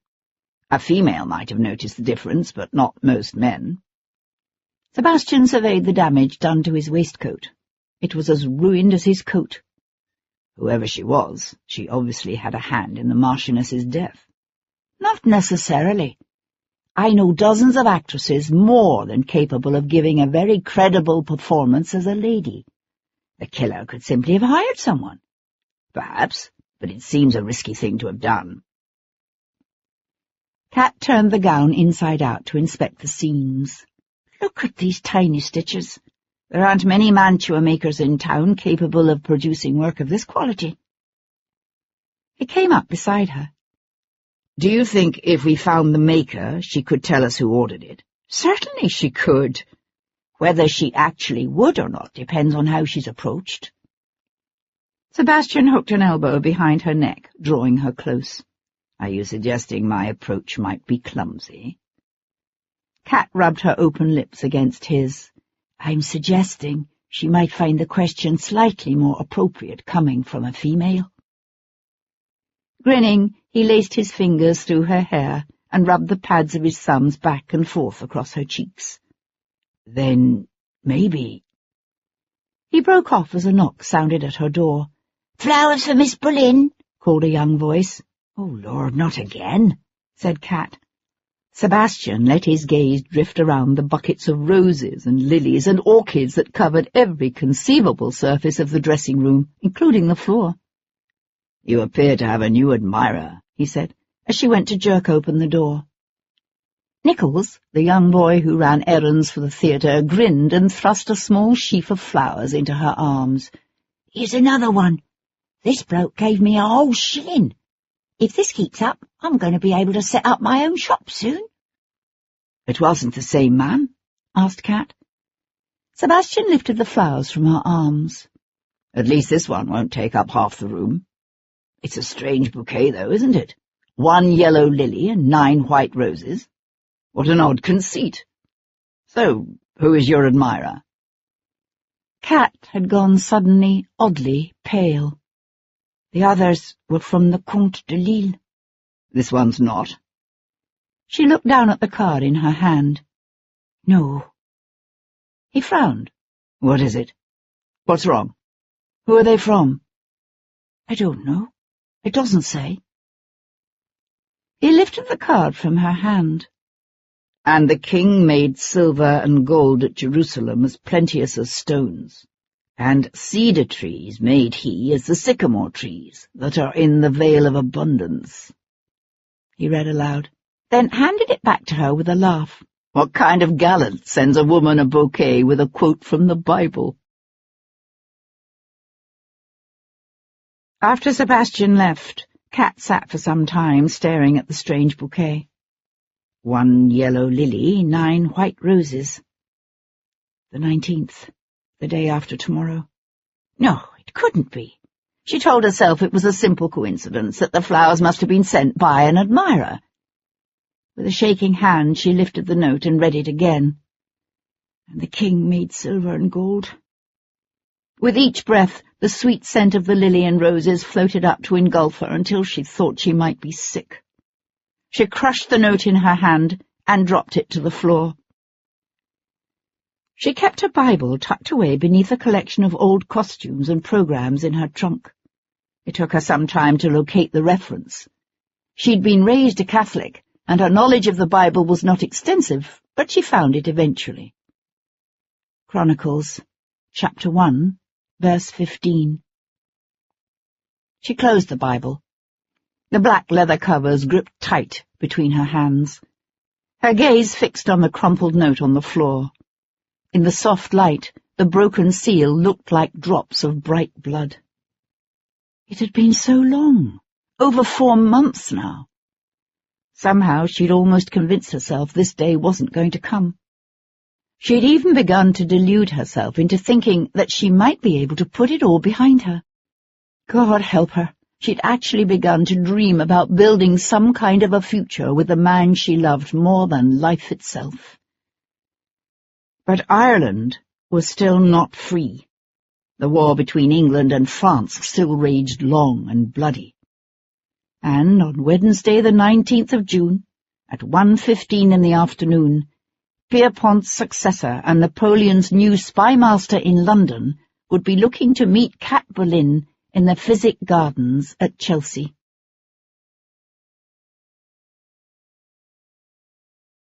Chapter 37.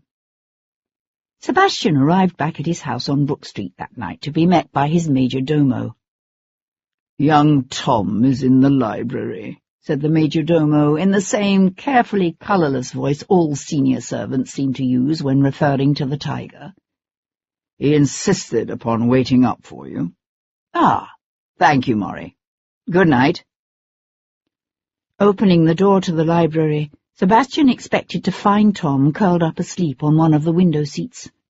Instead, the boy was at the library table, his chin propped on one fist, a flaming branch of candles at his elbow, a slim volume open on the table before him.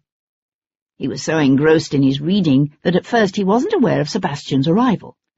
Then the hinges on the door creaked, and he looked up with a start. "My lord?"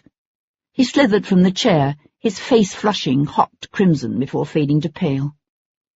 Sebastian smiled. "What are you reading?" I do beg your pardon, my lord." "It's all right, Tom. What is it?" The boy hung his head. "Jason and the Argonauts." "An interesting choice." Sebastian walked over to pour himself a glass of brandy. "Where did you learn to read?" "I went to school once, before me da died." Sebastian looked around in surprise.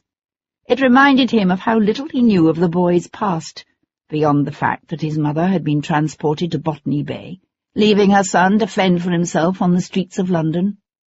"I expected you earlier this evening," said Sebastian, splashing brandy in his glass. "The place really started hopping come evening. I thought I might learn something if I stuck around." "And did you?" Tom shook his head. "I checked the shops all up and down the lane, but no one owned up to having seen her ladyship." Sebastian leaned against the library table and sipped his brandy in thoughtful silence. "The one-legged beggar, was he at his place near the Norfolk Arms?" "Didn't see him, but I spent some time hanging around the inn. He's a very rum customer, the African what owns the place, very rum indeed. They say he was a slave once, on a cotton plantation someplace in America, afore he killed his master and ran off." "What's his name? Did you hear?" Tom nodded. "Carter. Caleb Carter. He come here 15 years or more ago. Took up with the widow woman what used to own the Norfolk Arms. She had a daughter then, a pretty little red-headed girl named Georgiana, but the girl took sick and died some 2 years ago, and the mother, she died of grief not long after. And left Carter the inn? Aye. From what I gather, they're in the trade, if you know what I mean. Smuggling? That doesn't surprise me, said Sebastian, remembering the bottle of fine French brandy on the table in the common room. He pushed away from the table and straightened. You'd best get some sleep. I'd like you to go there again tomorrow. Aye, Governor, said Tom, stifling a yawn. Here. Sebastian held out the book. Don't you want to finish it? The boy's glance dropped hesitantly from Sebastian's face to his outstretched hand. Sebastian smiled. Go on, take it. You can bring it back when you're done. Tom turned toward the door, the book clutched to his chest like a rare treasure. Oh, and Tom. The boy swung around. Be back before nightfall this time, you hear? I don't want you taking any chances. These are dangerous people we're dealing with. Aye, Governor. Still faintly smiling, Sebastian stood in the doorway to watch the boy dash off across the hall. Then, the smile fading, Sebastian turned back into the library to pour himself another drink. The next morning, the Dowager Duchess of Claiborne was lying on a chaise in her dressing-room and drinking a cup of chocolate when Sebastian strolled into the room. She let out a soft moan. Sebastian, what can Humphrey be thinking? He has strict instructions to allow no one past the door before 1 o'clock. So he said. He stooped to plant a kiss on his aunt's cheek. I want to know what you can tell me about the Countess of Portland. His aunt sat up straighter. Claire Portland? Good heavens, whatever for? Sebastian simply ignored the question. What do you think of her? Aunt Henrietta gave a genteel sniff. A pretty little thing, obviously, but all bubble and froth, if you ask me. She certainly gives that impression, but appearances can be deceiving. Sometimes, but not in this case, I'm afraid. His aunt fixed him with a fierce stare. And now, not another word until you tell me your interest in the lady. It appears that at one time Lady Anglesey thought to marry Claire Portland's brother, the Chevalier de Verdun. Yes, I can see that. Dashingly handsome man, the Chevalier. And nothing piques a girl's fancy more than a tragic romantic past. Dear aunt, one might almost suspect you of nourishing a tendre for the fellow yourself. She made a deep rumbling sound that shook her impressive bosom. I've no patience with romantic, handsome young men, and well you know it. Sebastian smiled. Lady Portland, tell me about her. Aunt Henrietta settled herself more comfortably. Not much to tell, I'm afraid. Her father, the late Lord Audley, left her well dowered. She had a successful season, and married the Earl of Portland at the end of it. What about Portland himself? Again that genteel sniff. I've heard him referred to as a handsome man, although personally I've no use for redheads. But there's no denying the old Earl, his father, cut up quite warm. And Portland himself's not one for wasting the ready at the gaming table. Claire did quite well for herself. I wouldn't say Portland's one to sit in his wife's pocket, but then he hasn't set up a mistress either that anyone knows of. He seems to spend most of his time at Whitehall. And the Lady Portland, has she established herself as something of a political hostess? I doubt she has either the inclination or the intelligence to carry it off. Sebastian came to take the chair opposite her. She seemed surprisingly close to Morgana Quinlan. Well, that's to be expected, isn't it, given the close proximity of their father's estates? I would have said the two women would have starkly different temperaments. Yes, but sometimes friendships are like marriages. The best couplings are between opposites. Sebastian was silent for a moment, his thoughts on his own parents' marriage. There was one instance when a coupling of opposite temperaments had definitely not prospered. But all he said was, Lady Quinlan seems to nourish a particularly bitter animosity toward her sister. Do you know why?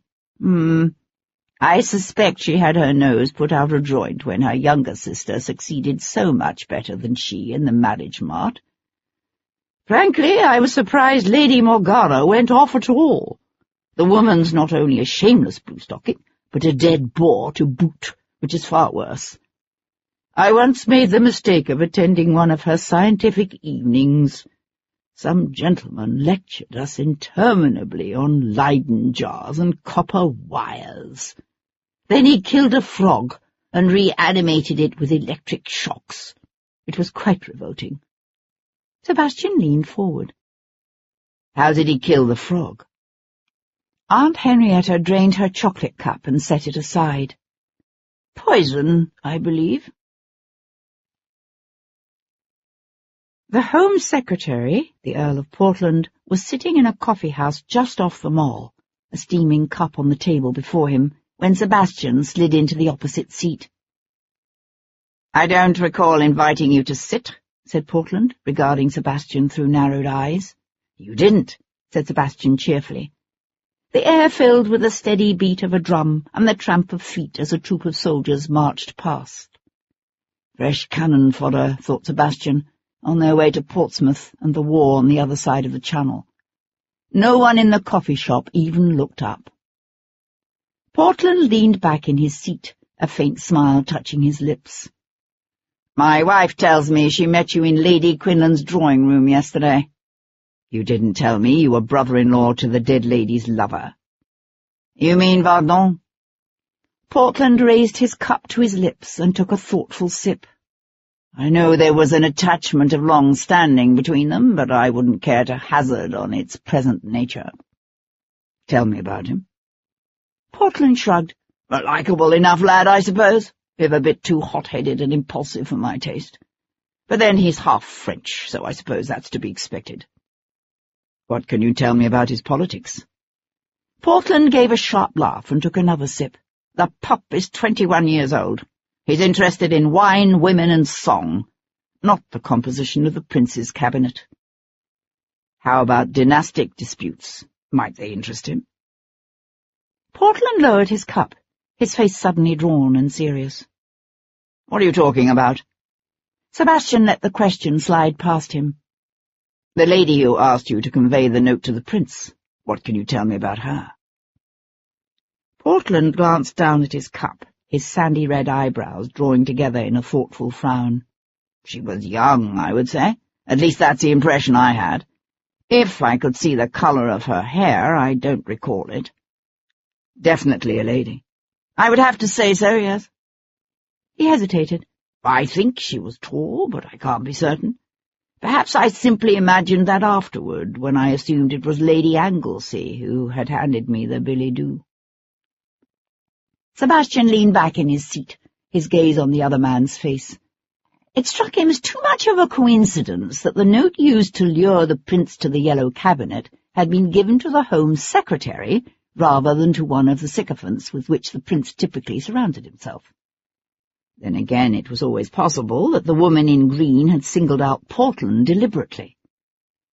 Aloud, Sebastian said, "Do you remember the dagger that was in Lady Anglesey's bag?" Portland turned his head to stare out the shop's bay window to the street beyond, empty now in the bright sun. His throat worked as if he had to fight to swallow, and his voice, when he spoke, was strained. "It's not something I'm likely to forget now, is it?" The way it stuck out of her like a... "Had you ever seen it before? The dagger?" He looked around again, his eyes opening wide as if in surprise. "Of course. It's part of the collection of Stuart memorabilia that was in the possession of Henry Stuart when he died. I believe it belonged to his grandfather, James II. The bell on the shop's door jangled as two soldiers came in, bringing with them the smell of morning air and sun-warmed brick, and a whiff of fresh manure. Sebastian kept his gaze on the Scotsman's freckled face. "What happened to it?" "You mean after Henry's death? Don't you know? He willed the entire collection to the Prince of Wales, the Regent."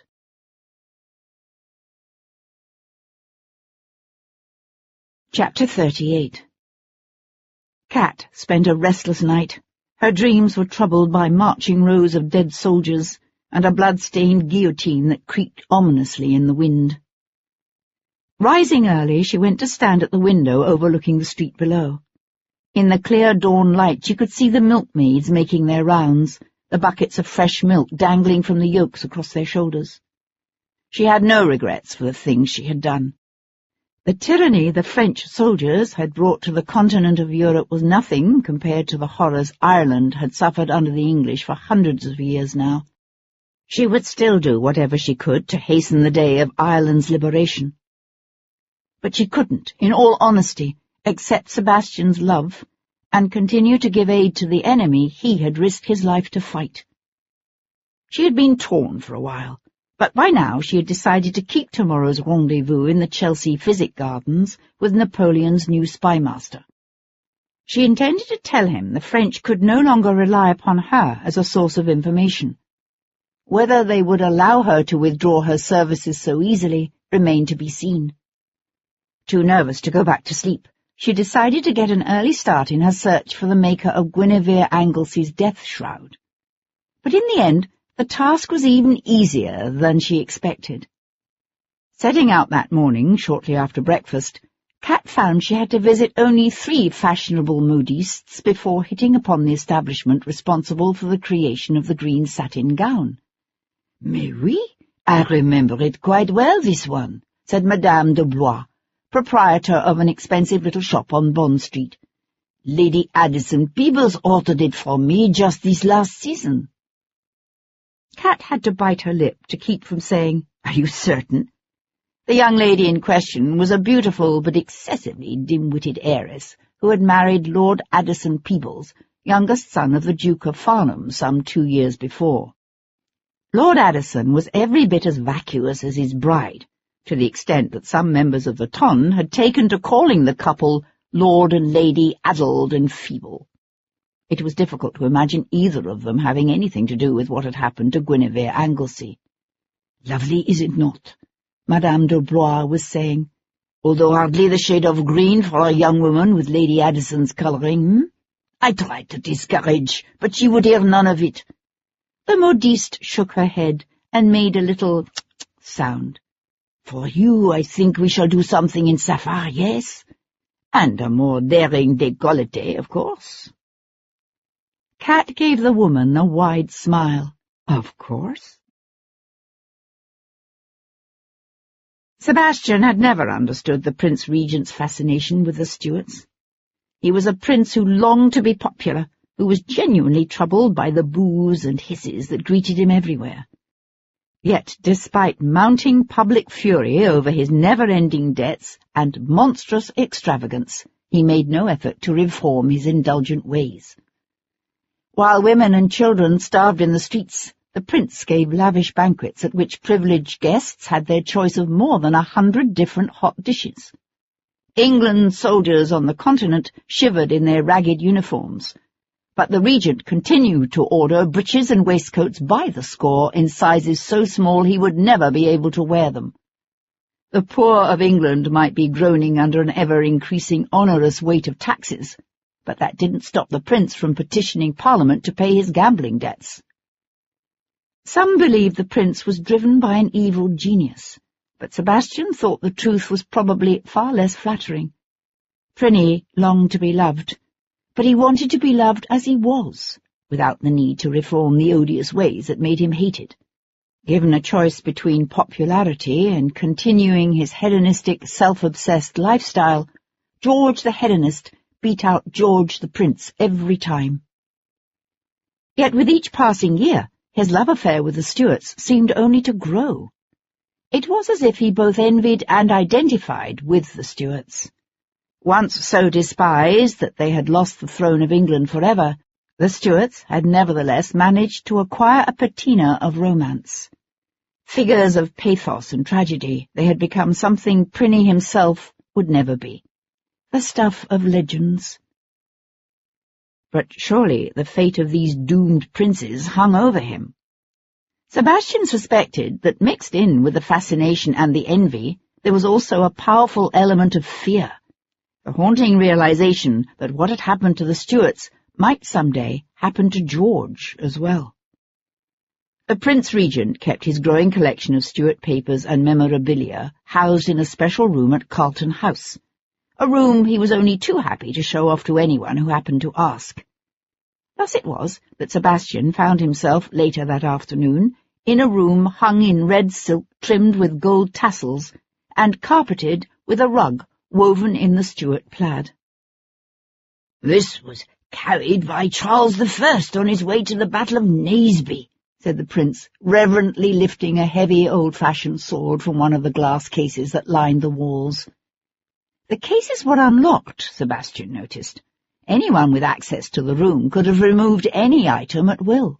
"And this," said the prince, his face glowing with pleasure and pride as he held up a faded collar of the garter, "was worn by James II.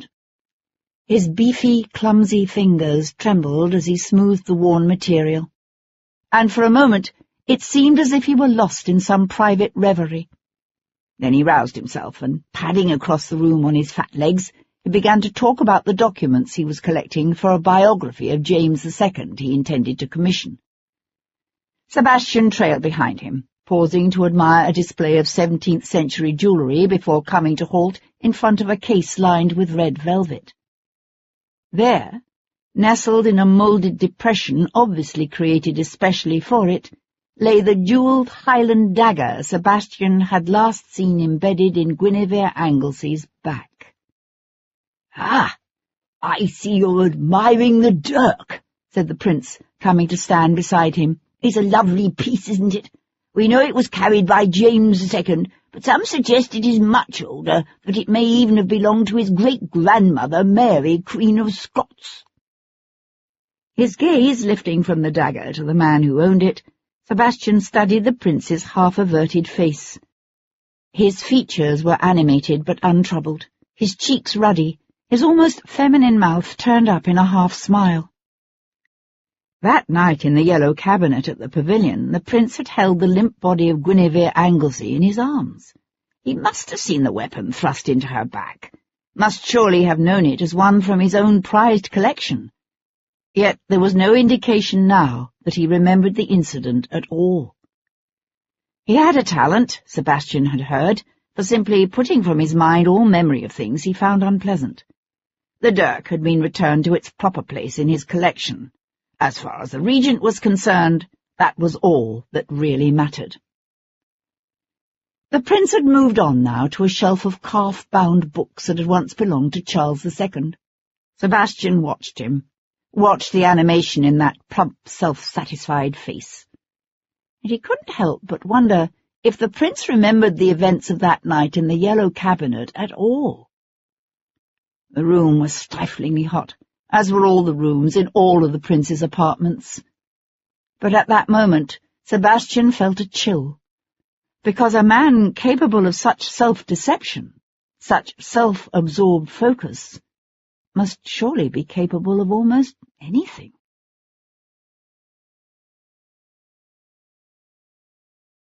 Chapter 39. "It's a strange ability some have," said Paul Gibson, when Sebastian met him later that day for a pint of ale at a pub not far from the Tower. "It's as if they somehow revise their memories of unpleasant or uncomplimentary incidents until they come up with something more self-flattering, or at least more palatable. In a sense, you could say they aren't exactly being truthful when they lie, because they honestly believe their own twisted version of an event. Memories of particularly horrifying episodes can simply be wiped away completely." Sebastian leaned his shoulders back against the old wooden partition, one hand cradled around his drink where it rested on the table's worn surface. "It's a good thing the prince was in Brighton that day. Otherwise I'd be inclined to wonder if he hadn't simply wiped away the unpleasant memory of murdering Lady Anglesey. At least the discovery of the dagger's origins tells you the murderer must have been someone close to the prince." "Not necessarily. Those cases aren't kept locked. Hundreds of people could have had access to that room." "Perhaps. But I can't see someone like Bevan Ellsworth prowling around Carlton House." "No, but his good friend Fabian Fitzfrederick could certainly have taken it." Gibson frowned. "Is he good friends with Fabian Fitzfrederick?" It would appear so. But why would a son of the Duke of York want to bring down the Hanovers? Sebastian leaned forward. Prinny has created a lot of discontent. Perhaps there are two different forces at work here. One aimed at bringing down the Hanovers, and another simply interested in replacing the regent with his brother York. Gibson paused with his pint raised halfway to his lips.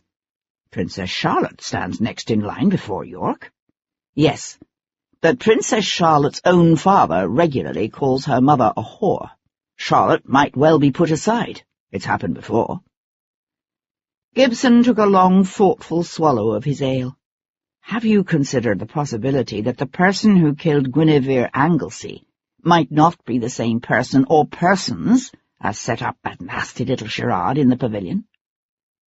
Yes. Sebastian shifted his weight to thrust his legs out straight.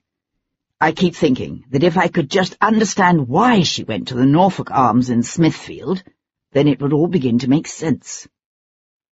It does seem an unlikely place for a lover's assignation, said Gibson. Sebastian shook his head. I don't think it was a lover's assignation.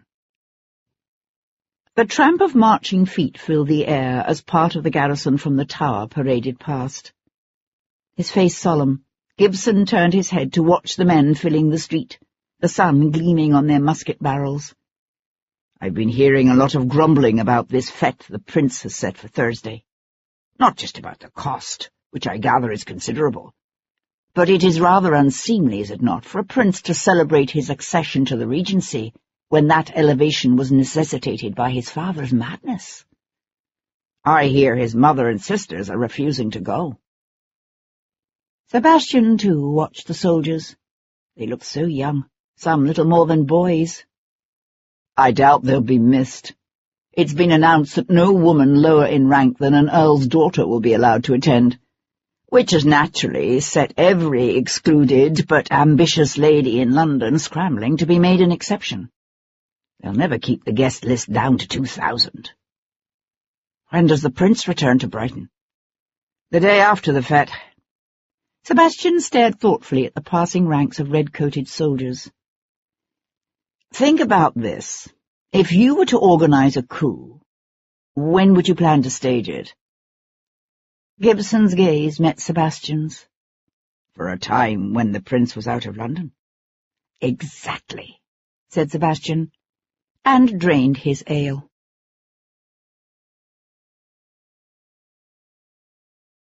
Chapter 40. Lady Addison Peebles? Said Devlin, staring at Kat. They were in the drawing-room of her house on Harwich Street. He could hear the distant shouts of children playing a counting game on the footpath outside, their laughter mingling with the birds' evening song as the shadows lengthened. What the devil could Lady Addled and Feeble possibly have to do with any of this? Kat gave a soft laugh. Nothing. It seems the modiste tried to talk her out of this particular shade of green satin, but she was so taken with it that in the end the woman could only let her have her way.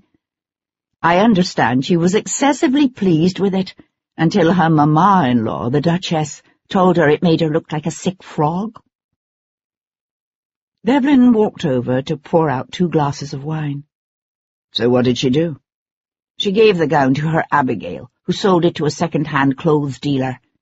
The woman claims she can't remember which one, probably because she actually sold it to her regular fence out of force of habit.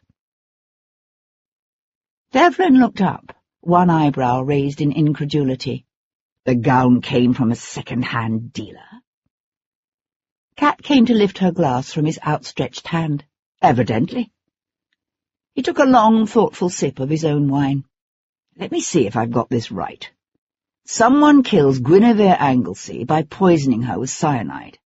The death is violent, so violent that the murderer finds it necessary to bathe the body and dress it in a fresh gown. A gown he buys from a second-hand dealer in some place like Rosemary Lane. Only our killer is so unfamiliar with his victim that he buys the wrong size so that it won't close properly around her. Nor does he bother to assemble the underclothing, shoes, or stockings a lady would normally have been wearing. He loads her body in a... what?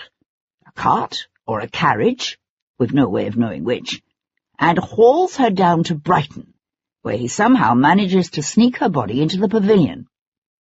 He sends his accomplice, wearing a similar green gown and a veil, into the prince's music room, where she hands a note to the Home Secretary, Lord Portland, and disappears. A note which, for some unspecified reasons, no one wants me to see. Oh, yes, and did I mention that after he has carefully arranged Guinevere's body in the yellow cabinet, our killer stabs her with a Highland dirk, which once belonged to James II, but now forms part of a collection owned by the Prince Regent himself that is normally kept in London? Well, I'm glad you've got it all figured out. He went to stand at the windows overlooking the street below. The children had gone. All except for the who and the why part. She came up behind him, her eyes on his face. What is it? You keep going to the window. I'm worried about Tom. I left instructions with Murray to send the boy here as soon as he gets back. It's not even dusk yet. I told Tom I wanted him out of Smithfield before nightfall. Kat slipped her arms around Sebastian's waist and held him close, her breasts pressing against his back. Tom's a street lad. He knows how to take care of himself. Sebastian shook his head. These people are dangerous. He was aware of Kat's silence. After a moment she said, He's a servant. He's still only a boy. And he loves tending your horses and poking around asking questions for you. It makes him feel important and useful. He would be both disappointed and insulted if you didn't let him contribute what he can. Sebastian turned in her arms to draw her close to his chest. I know. He rested his chin on the top of her head. But I have a bad feeling about this.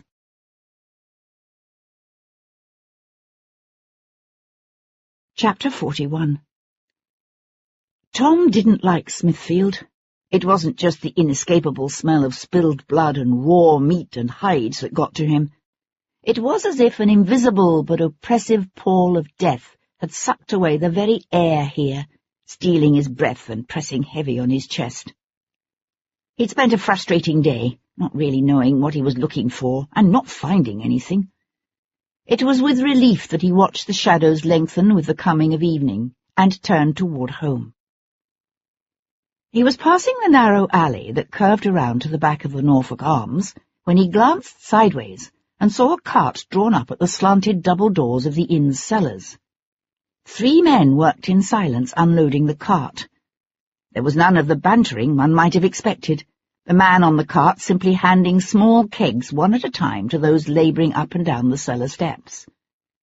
Another man, of slim build, in a gentleman's greatcoat, stood nearby, his back to the mouth of the alley.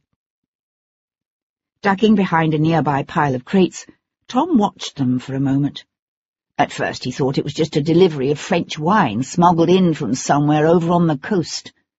Except that these barrels didn't look like wine kegs. They looked more like powder kegs. They were a common enough sight in London these days. After some 20 years of nearly continuous warfare, there was hardly a child in England who hadn't grown up with the sight of soldiers marching in the roads, of wagon after wagon piled high with kegs of powder and boxes of muskets heading for the wharves where they'd be loaded onto ships bound for the Peninsula and the West Indies, India, and the South Seas. Only this powder wasn't heading toward the coast. It was disappearing into the cellar of the inn Lady Anglesey was thought to have visited the very day she died. And that was something Tom, after several moments of quiet argument with himself, decided he couldn't ignore. He didn't need the echoing memory of Lord Devlin's warnings to tell him these men were dangerous. Tom had spent enough time on the streets, at first with Hughie, then alone, to know danger when he saw it. Sometimes he imagined Hughie was still with him, a kind of guardian angel watching out for him, warning him of danger. He thought he could feel Hughie at his shoulder now, telling him not to go into that alley. "I've got to do it, Hughie," Tom whispered. "You know I've got to." He crept closer, his back pressed against the rough brick of the wall beside him, the dank, stale air of the alley thick in his nostrils. Another man had come out of the inn, a big, bald-headed man with African features, whom Tom recognized as the innkeeper himself, Caleb Carter. Carter and the man in the greatcoat were talking. Lowering his body until he was bent almost double, his footfalls soft in the damp earth of the alleyway, Tom ventured even closer. "There were supposed to be 2 wagons," said the innkeeper, his bald head shining in the light thrown by the lamp behind him. "What happened?" Not even daring to breathe, Tom crouched behind a pile of warped old boards and broken window frames. "This is it. They say it'll be enough." The innkeeper turned his head sideways and spat. "If there's resistance—" "There won't be," said the man in the greatcoat, stepping into the rectangular shaft of light thrown by the inn's open doorway. Tom could see him now. He was a small man, slightly built, with longish, pale yellow hair and a thin face. His clothes were definitely those of a gentleman, and Tom wondered what he was doing, supervising the unloading of a cart like some common workman. "This is just a precaution," said the blond man. "It'll be 1688 all over again." Carter grunted. "From what I hear, they might have called that the Bloodless Revolution, but you know it really wasn't. Not by a long shot." From some place out in the street came a sudden popping explosion, followed by children's laughter, as if someone had set off a firecracker. It was so unexpected, and Tom's nerves so raw, that he startled, his foot involuntarily shifting sideways to crunch on a piece of broken glass. The blond gentleman swung around, one hand flying to his greatcoat pocket. "What was that?" The innkeeper took a step forward, and Tom imagined he could hear Hughie screaming, "Run, Tom!" But Tom didn't need to be told. Pushing off from the wall, he ran. He took off for the eddy of noise and movement that was Giltspur Street, his feet slipping and sliding in the slimy mud of the alleyway. Bursting out of the mouth of the passageway, he nearly collided with a dog-cart. He heard the blond man's voice behind him, raised in anger. "Stop him! Stop, thief!" "Oh, Jesus," thought Tom, his heart beating so hard in his chest it hurt. "Oh, Jesus, no!" He darted down a narrow street, heard a whistle blowing shrill and insistent behind him. His breath soughing in his throat, Tom leapt over the smouldering barrow in his path and kept running. It was nearly dark now. He could see the looming, shadowy stalls of the marketplace up ahead. If he could make it to the open ground, lose himself amongst the deserted stalls, maybe hide beneath one. The whistle blew again. He threw a quick glance over his shoulder and ran straight into the outstretched arms of a market beadle who stepped from behind the nearest stall. The beadle's big, strong hands closed over Tom's shoulders, holding him fast. "Gotcha, lad!"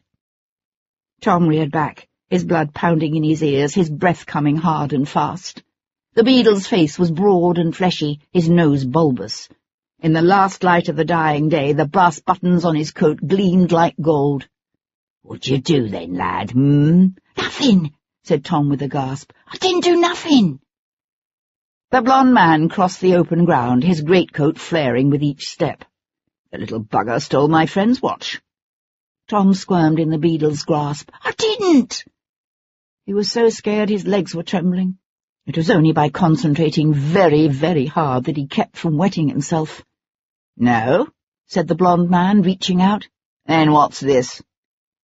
It was an old trick. Tom saw the gold watch hidden in the man's palm and tried to flinch away, but the market beadle held him firm, held him there, while the gentleman slipped his hand into Tom's pocket and seemingly drew the watch out by its chain. "See? Here it is." Tom lunged against the beadle's hard grip. "He palmed it. You saw it, didn't you? Didn't you?" "There, there, lad," said the beadle. "You've been caught red-handed. Best you can do now is to take the consequences like a true Englishman." "I tell you, I didn't steal anybody's bloody watch. I'm Viscount Devlin's tiger, and these men—" The beadle roared with laughter. "Oh, of course you are, and I'm Henry VIII. He looked over at the blond man. "You'll be laying charges." The blond man had a queer look on his face. sort of thoughtful and calculating. Tom suddenly regretted having mentioned Lord Devlin's name in his presence. "My friend will," said the blond man, giving Tom a cold, hard smile. "We aim to see the little bugger hanged."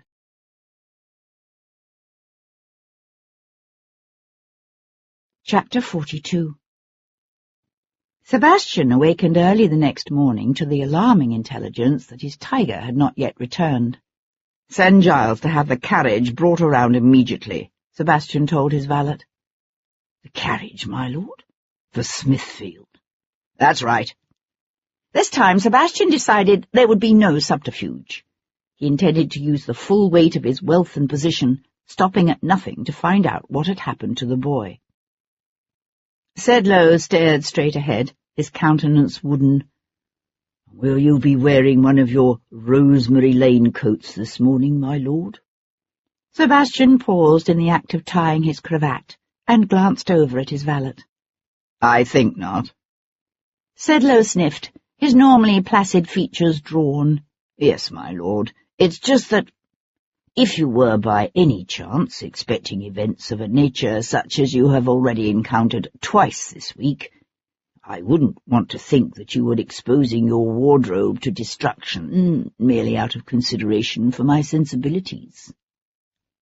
"Rest assured, my consideration of your sensibilities was in no way responsible for the destruction of my coat and waistcoat in Covent Garden the other night."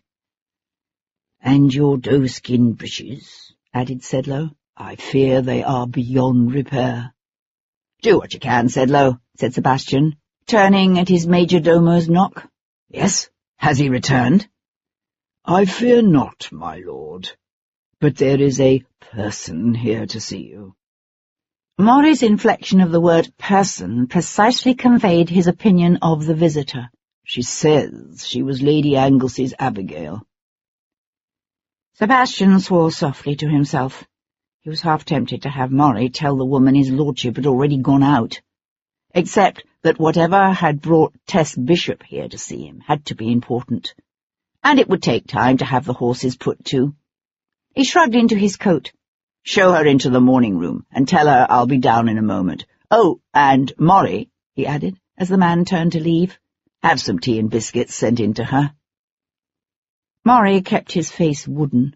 "Yes, my lord." Sebastian found Tess Bishop sitting straight-backed in one of the morning-room's silk-covered chairs, her hands in her lap, the tea service and plate of biscuits on the table beside her untouched. At the sight of Sebastian, she surged to her feet. "No, please sit," he said, going to the tea service. "How did you know who I was?" Sinking back into her seat, she watched him pour a small portion of milk into a cup, then add the tea. "I saw you Monday, when you came to visit Lord Anglesey." She gave a small sniff. "I never thought you was no Bow Street runner." Caught in the middle of pouring the tea, Sebastian looked up quickly. Something of his reaction to this pronouncement must have shown on his face, because she hastened to add, "Don't get me wrong, you done the accent and the manner real good. Only, you was too nice." Sebastian laughed and set aside the teapot. "Sugar?" he asked, holding out the tea. "Oh, no, thank you, my lord," she said, unexpectedly flustered. "Take it." "Yes, my lord." Taking the tea, she gripped the cup and saucer so tightly Sebastian wondered the fine china didn't crack. She made no move to drink it. Pouring himself a cup, he asked almost casually, "Why have you come to me now?" She took a deep breath and said in a rush, "There's some things I didn't tell you, some things I've decided you ought to know." "Such as?" "Last Wednesday, when her ladyship didn't come home, I didn't know what to do. I kept going to her room, checking to see if she'd somehow slipped in unseen. In the end, I fell asleep there." "In her room?" "Yes, on the couch. It was hours later when I awoke, 2, maybe 3 in the morning. The candle had burned out, so that at first I was confused, not quite knowing where I was. Then I remembered, and I realized that what roused me was someone trying to get in the window. Her ladyship's room overlooks the back garden, you see, and there's an old oak with a sturdy limb what has grown quite close." Sebastian went to stand with his back to the empty hearth, his cup in his hand. "What did you do?" "I screamed. William, he's one of the footmen, he heard and came, and whoever it was ran away. I thought at the time it was just housebreakers. Then the next day we received notice of what had happened to her ladyship, and all thought of the previous night's prowler went out of my head." She paused in a way that told him there was more to this story. "And?" he prodded. Tess Bishop brought the tea to her lips and took a small sip. "I slept in my own bed that night, of course. But when I went into her ladyship's room the next morning to open the windows and air things out, I found the latch on one of the windows broken." Sebastian frowned thoughtfully. "That would have been Friday morning?" "Yes." "What was taken?" "Well, you see, that was the strangest thing. Nothing was taken. At least, not so's I could tell. At first glance you wouldn't have thought anyone had been in the room at all. But I soon realized things weren't quite right. It was as if someone had gone through everything and tried to put it back exactly the way it was before." "You mean as if they were searching for something?" "Yes." Sebastian stared down at the cup in his hands. He had never sought Anglesey's permission to search his wife's room, an oversight Sebastian now regretted, and intended to rectify. He looked up to find Tess Bishop watching him. "Did you tell the Marquis?" he asked her. She shook her head. "He's not well. After what had just happened to her ladyship, I was afraid something like that might overset him completely. I asked William to fix the lock, and made out it must have been broken by the intruder I scared away on Wednesday night." "You're quite certain it wasn't?" "Oh, yes. I checked the locks very carefully." Sebastian went to stand at the long window overlooking the street below. The morning had dawned clear and still, promising another hot day. He had no reason to doubt the Abigail's story. Yet if it were true, it suggested that whoever killed the young Marchioness had believed he had cause to fear something in her rooms, something that might have incriminated him. "There's something else," said the Abigail, her voice a frightened whisper. Sebastian looked around. "What's that?" Tess Bishop's tongue darted nervously across her lower lip. "You asked if I knew where her ladyship had gone that afternoon, the afternoon she was killed." "You mean to say you do know?" "Not exactly, my lord. But I know who she went to see." She hesitated, then swallowed hard. "It was a gentleman." "Do you know his name?" Her thin chest jerked with her suddenly laboured breathing. "I know what you're thinking, but you're wrong. Her ladyship would never have been untrue to the Marquis. Only, his lordship, he was that desperate for an heir, and when it became obvious he couldn't have one—" Her voice trailed away in embarrassment. "I know about their arrangement," said Sebastian. "Do you mean to say she discussed it with you?" The Abigail shook her head, but she was so upset when his lordship first suggested it. I couldn't help but overhear things." "Do you know what happened to change her mind?" A faint tinge of colour touched the Abigail's pale cheeks. "There was this young gentleman come to town, a gentleman she'd known before, from when she was a girl in Wales." "What was his name?" Sebastian asked again, knowing already what the answer would be. Tess Bishop's hands shook so badly her teacup rattled against the saucer, and she set it aside. "It couldn't have been him what killed her," she said, hunching forward, her hands clenched together, her head bowed. "It couldn't." Sebastian looked down at her bowed head, at the bones of her neck showing prominently against the pale flesh. "When her ladyship didn't come home that Wednesday night, did you think she might have run away with this man?" "No, of course not." The Abigail's head came up, her grey eyes flashing with indignation. "Her ladyship would never have done such a thing to the Marquis." But then Sebastian saw her eyes slide away, and he knew that at some point in those long, anxious hours, as the Abigail waited for a mistress who would never return, the thought had occurred to her, however briefly. "You don't understand," she said, leaning forward. "No one understands. They look at a beautiful young woman married to an old man, and they see a marriage of convenience." She pushed her thin, colourless hair off her forehead in a distracted gesture. "Oh, it began that way, to be sure. But they were well suited to one another, truly they were. They could spend hours together just talking and laughing. You don't see many couples like that amongst the knobs." She hadn't used the word love, but it hung there, unacknowledged in the air between them. "Yet even after she conceived the child, she continued to see her young gentleman," said Sebastian softly. Tess Bishop bit her lip and looked away. "Is it possible she tried to break off with the young man?" Sebastian suggested. It would hardly be the first time a passionate, rejected young lover had killed the object of his affection. The Abigail shook her head. "No, but they did quarrel." "When was this?" "The Saturday before she died."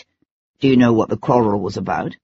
"No, but it was as if she'd found out something about him, something that—" She hesitated, searching for the right word. "Something that disappointed her." Tess Bishop shook her head. "It was worse than that.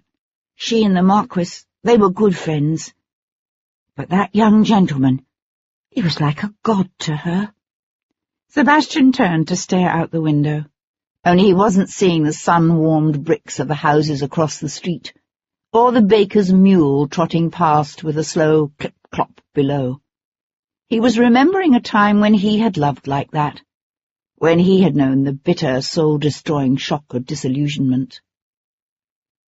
For Sebastian, the disillusionment had been false, a carefully crafted charade played by a woman who loved him enough to want to drive him away from her for his own good, although he hadn't known that at the time. He was like a god to her. What happens when your god dies, Sebastian wondered, when someone is your sun and moon and stars, and then you discover something that reveals a hitherto unknown weakness so fundamental, so shattering, that it destroys not only your trust in the other person, but your respect, too. Some people never recover from that kind of disillusionment. Sebastian had taken up a commission and gone off to war. What would Guinevere Anglesey have done? Sebastian glanced over to where Tess Bishop sat watching him with a pale, almost frightened face. "His name?" Sebastian asked again, pressing her. He needed to have her say it, needed to have every suspicion confirmed. "What was his name?" For a moment, he thought she meant to keep the man's identity to herself in some final act of loyalty to the mistress who had once loved him. Then she hung her head and said in a torn whisper, "Varden. It was the Chevalier de Varden."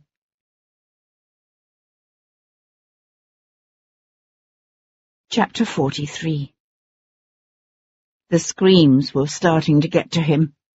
The screams and the never-ending drip, drip, drip of water.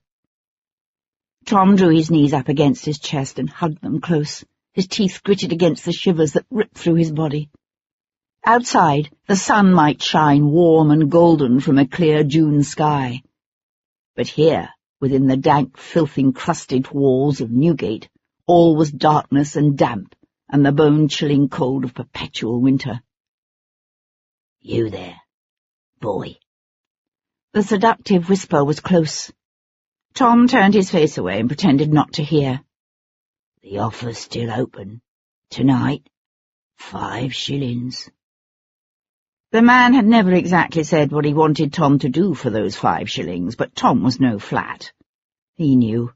His empty stomach heaved. He had no blanket, not even a thin pallet to absorb some of the cold rising up from the stone floor. Here in Newgate, such luxuries as food and bedding had to be purchased. If it weren't for the haphazard charity of benevolent societies and various philanthropically minded individuals, the poorer prisoners would starve. Many did. Pushing up from the vermin-ridden straw, Tom stood and walked away from the crooning temptation of that voice. The room was no more than 12 by 14 feet, and crowded with some 15 to 20 men and boys. One of the boys couldn't have been more than 6. He lay curled on his side in a corner, his fair hair matted and dirty, his grimy face streaked with tears. Every once in a while he'd start crying for his mother, until one of the men would kick him and tell him to be still. Tom went to press his face against the bars. For a moment he squeezed his eyes shut and felt himself sway on his feet. He hadn't dared close his eyes through all the long, dark hours of the night. Not that he could have slept anyway, what with the fear and the rustling of the rats and the cold that seemed to sink all the way to his bones. And then there were the screams of the despairing, the mad, the sick and dying, mingled with the plaintive cries of women being taken by force. The turnkey rented them out by the hour, one of the other boys had told Tom. Some of the women were probably willing enough. They'd learned long ago to sell their bodies to survive. But even when they weren't willing, they were given no choice. He'd seen them dragging one girl across the yard. She couldn't have been more than 12 or 13, her flailing arms showing pale and thin in the sputtering light of a torch, her dark eyes wild in a small, tight face. Psst, boy. Tom kept walking. He tried to get the beadle who'd hauled him here to send word of what had happened to Viscount Devlin, but the big man had only laughed at him and called him Captain Bounce. Then the jailer had emptied Tom's pockets, so he couldn't even pay someone to take a message to Brook Street. He paused again beside the bars, looking out onto the yard. He kept trying to imagine what his lordship would think when Tom never showed up. Would he assume Tom had simply run off? He wouldn't really think that, would he? Surely he would know something had happened to Tom. He'd go looking for him, but he would never think to look here. At least, not at first. Tom had heard some of the other prisoners talking. They said there was a session scheduled for tomorrow. A boy could be condemned one day and hanged the next. It didn't happen all that often. Mostly the sentences were commuted to transportation. But it did happen. Tom knew. He felt the walls begin to close in on him, pressing close and heavy. He sucked in a deep breath, and the smells of the place overwhelmed him, the stench of excrement and sweat, sickness and fear. Fear of jail fever, fear of the whip and the hulks on the Thames, fear of the hangman's noose and the surgeon's knife. "Help me, Hughie," Tom said softly, sinking to his knees. It was a kind of a prayer, he supposed, although he wasn't sure Hughie was any place he could hear, let alone help. Did all thieves go to hell, even if they were only 13 years old? How did you stand it? "Oh, God, Hughie, I'm so sorry." And he pressed his face against his knees and wept.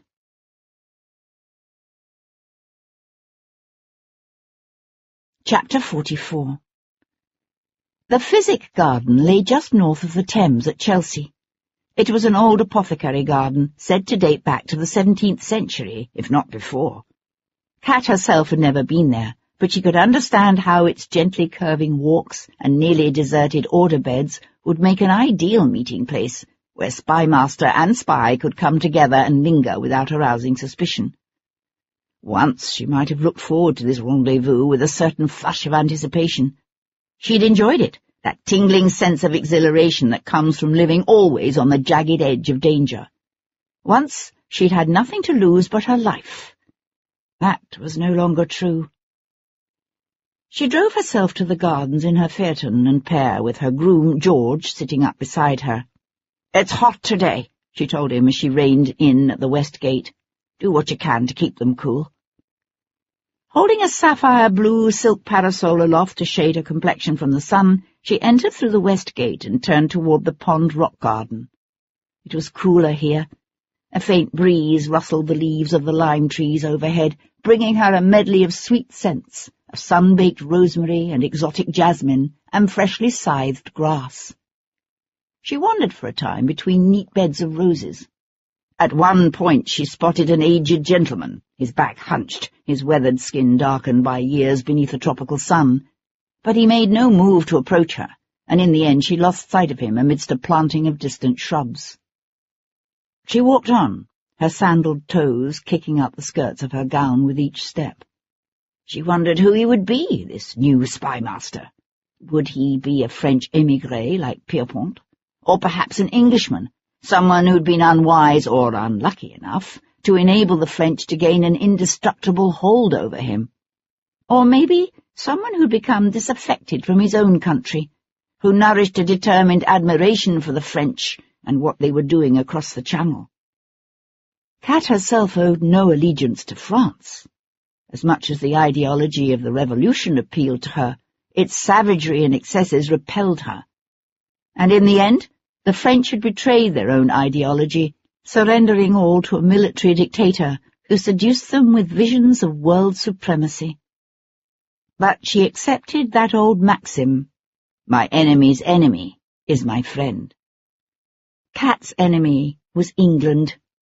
It always had been, even before that misty morning in Dublin when her world had been shattered by the tramp of soldiers' boots and a woman's screams and the shadows cast by two bodies swaying in the breeze.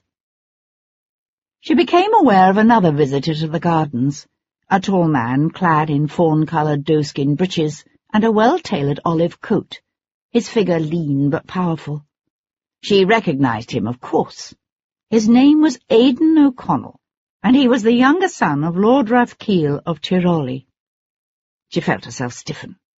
When the rest of the Irish were being hounded from their lands, the Tiroli O'Connells had embraced both the conquering English and their religion. As a result, the O'Connells had not only kept their estates, but prospered. Pausing beside the pond's edge, she waited for him to walk up to her. He was a handsome man, with sparkling green eyes and two dimples that appeared often in his lean, tanned cheeks. "Top of the morning to you," he said cheerfully, dimples deepening. "Lovely gardens, don't you think?" She kept her gaze on the sun-spangled expanse of water before her. She found it difficult to believe that such a man could be Napoleon's new spymaster in London, and she certainly had no desire to encourage his attentions if he were here simply by chance. "Reminds me of some gardens I saw in Palestine once," he said, when she didn't answer, "not far from Jerusalem. The cedars and sycamores were shining like silver and gold in the sunlight, so grand you'd swear they scraped the sky." She swung slowly to face him. He was older than he looked, she realized, probably more like 30 than 25. And there was a sharp gleam of intelligence to his gaze that the beguiling effect of those dimples tended to disguise. "I came here to meet you as a courtesy," she said, although that wasn't strictly true. She was here because she knew that if she hadn't shown, he would simply have contacted her again. "I don't want to do this. Not anymore." Aidan O'Connell's smile widened, crinkling the skin beside his eyes. "It's because of Lord Devlin, is it? I did wonder." She held his gaze but said nothing, and after a moment he looked away across the smooth surface of the pond to where a duck waddled through the reeds, a row of 10 ducklings strung out behind her. "Does he know about your affection for the French?" "I have no affection for the French. It's Ireland I work for." "I doubt he'd see the difference." Kat knew a spurt of anger fanned by fear. Is that an observation or a threat? He threw her an amused glance. "An observation only, to be sure." "Because if it's a threat, I'd like to remind you and your masters that I can do as much damage to them as they can to me. And that damage would not be contained by my death." He was no longer smiling.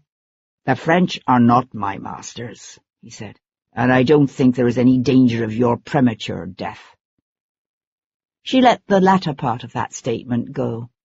Her point had been made.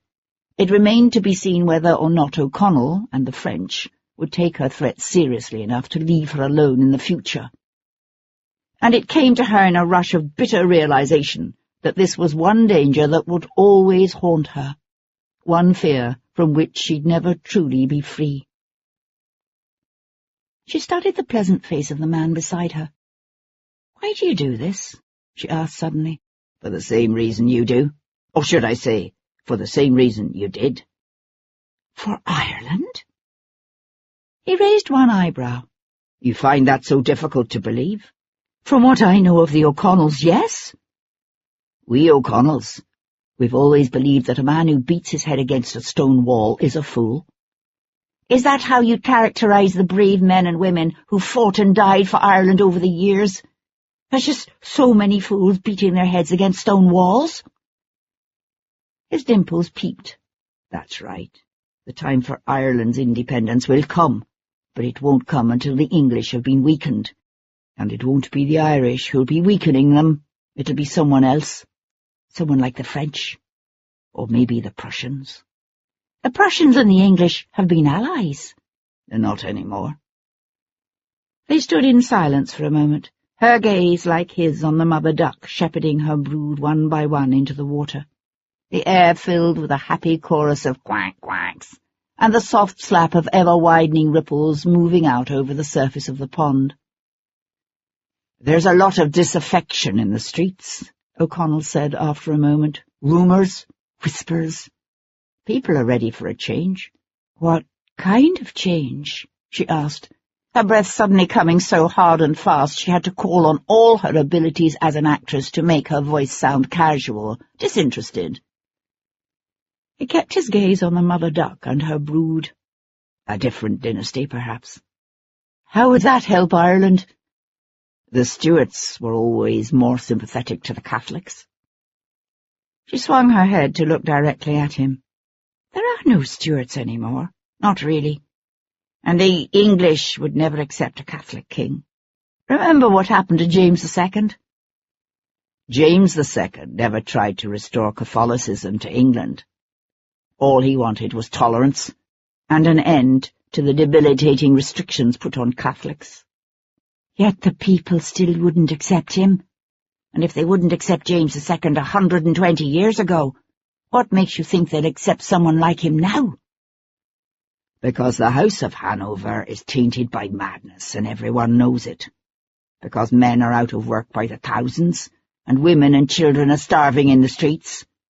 Because we've been at war for so long it's all most people can remember. If a new king promised to bring peace and an end to high taxes and the press gangs, I think a lot of people would welcome him." Kat's eyes narrowed. Who is pushing this? He was regarding her with a studied expression that made her realize she'd said too much, shown too much interest. "That's the funny thing about conspiracies," he said with a smile. "Different men can be attracted to the same conspiracy for altogether different reasons. Reasons that sometimes aren't even compatible. Why does it matter so much who's behind it, as long as it's good for Ireland?" "You suggested a restoration of the Stuarts might lead to peace with France," she said. The sun slipped out from behind the chestnut trees on the far side of the pond, striking her in the eyes. She tilted her parasol until it once again shaded her face. "But I thought England at war with France was good for Ireland. You said that's what we need to weaken the English, that it's the only way the Irish will ever win their freedom." He laughed. "You are quick, aren't you?" He leaned toward her, suddenly more serious than she'd seen him. "But if the English at war with France is good for Ireland, then how much better do you think a new English civil war would be?" She searched his face, but he was as good at hiding what he really thought as she. "Is that what these people want? Civil war?" "Hardly, but I suspect it's what they're going to get." By mid-morning, Tom was so hungry his head was spinning. He'd known hunger in the past, in the dark days before fate brought Viscount Devlin into his world. But these last few months he'd grown accustomed to a full belly and a warm bed. He'd even begun to feel safe again, the way he'd felt in the golden, half-forgotten years before his dad took sick and his mother— But Tom slammed his mind shut on that thought before tears and the clawing blackness of terror could take him again. He was sitting against the back wall, his forehead resting on his drawn-up knees, when he heard a commotion in the yard, men banging tin cups against iron bars, and laughing women calling out soft, obscene suggestions. The men and the boys in his cell crowded up to the bars. Tom pushed to his feet and wiggled his way forward to take a look. "What is it?" "Some magistrate," said one of the other boys, a big, half-grown lad from Cheapside, who'd been caught pinching pewter tankards from a public house, and would probably hang for it. "They say he's here on account of the knob's son what got hisself butchered in St. James's Park t'other night." Tom could see him now, a funny little man with bowed legs and wire-framed glasses he wore pushed down to the tip of his nose. Despite the heat of the day, he wore a thick greatcoat and held a pomander to his nose. Tom surged forward. "Sir Henry!" he called, pressing his face against the bars. "Oi, Sir Henry! It's me, Tom! Sir Henry!" A rough hand thumped Tom in the shoulder, giving him a shove that sent him sprawling back into the filthy straw. "You there," spat the jailer. "You dirty little filcher. You shut your mouth, you hear?" Tom scrambled to his feet and threw himself forward again. But by then it was too late. The yard was empty, and the little magistrate had gone.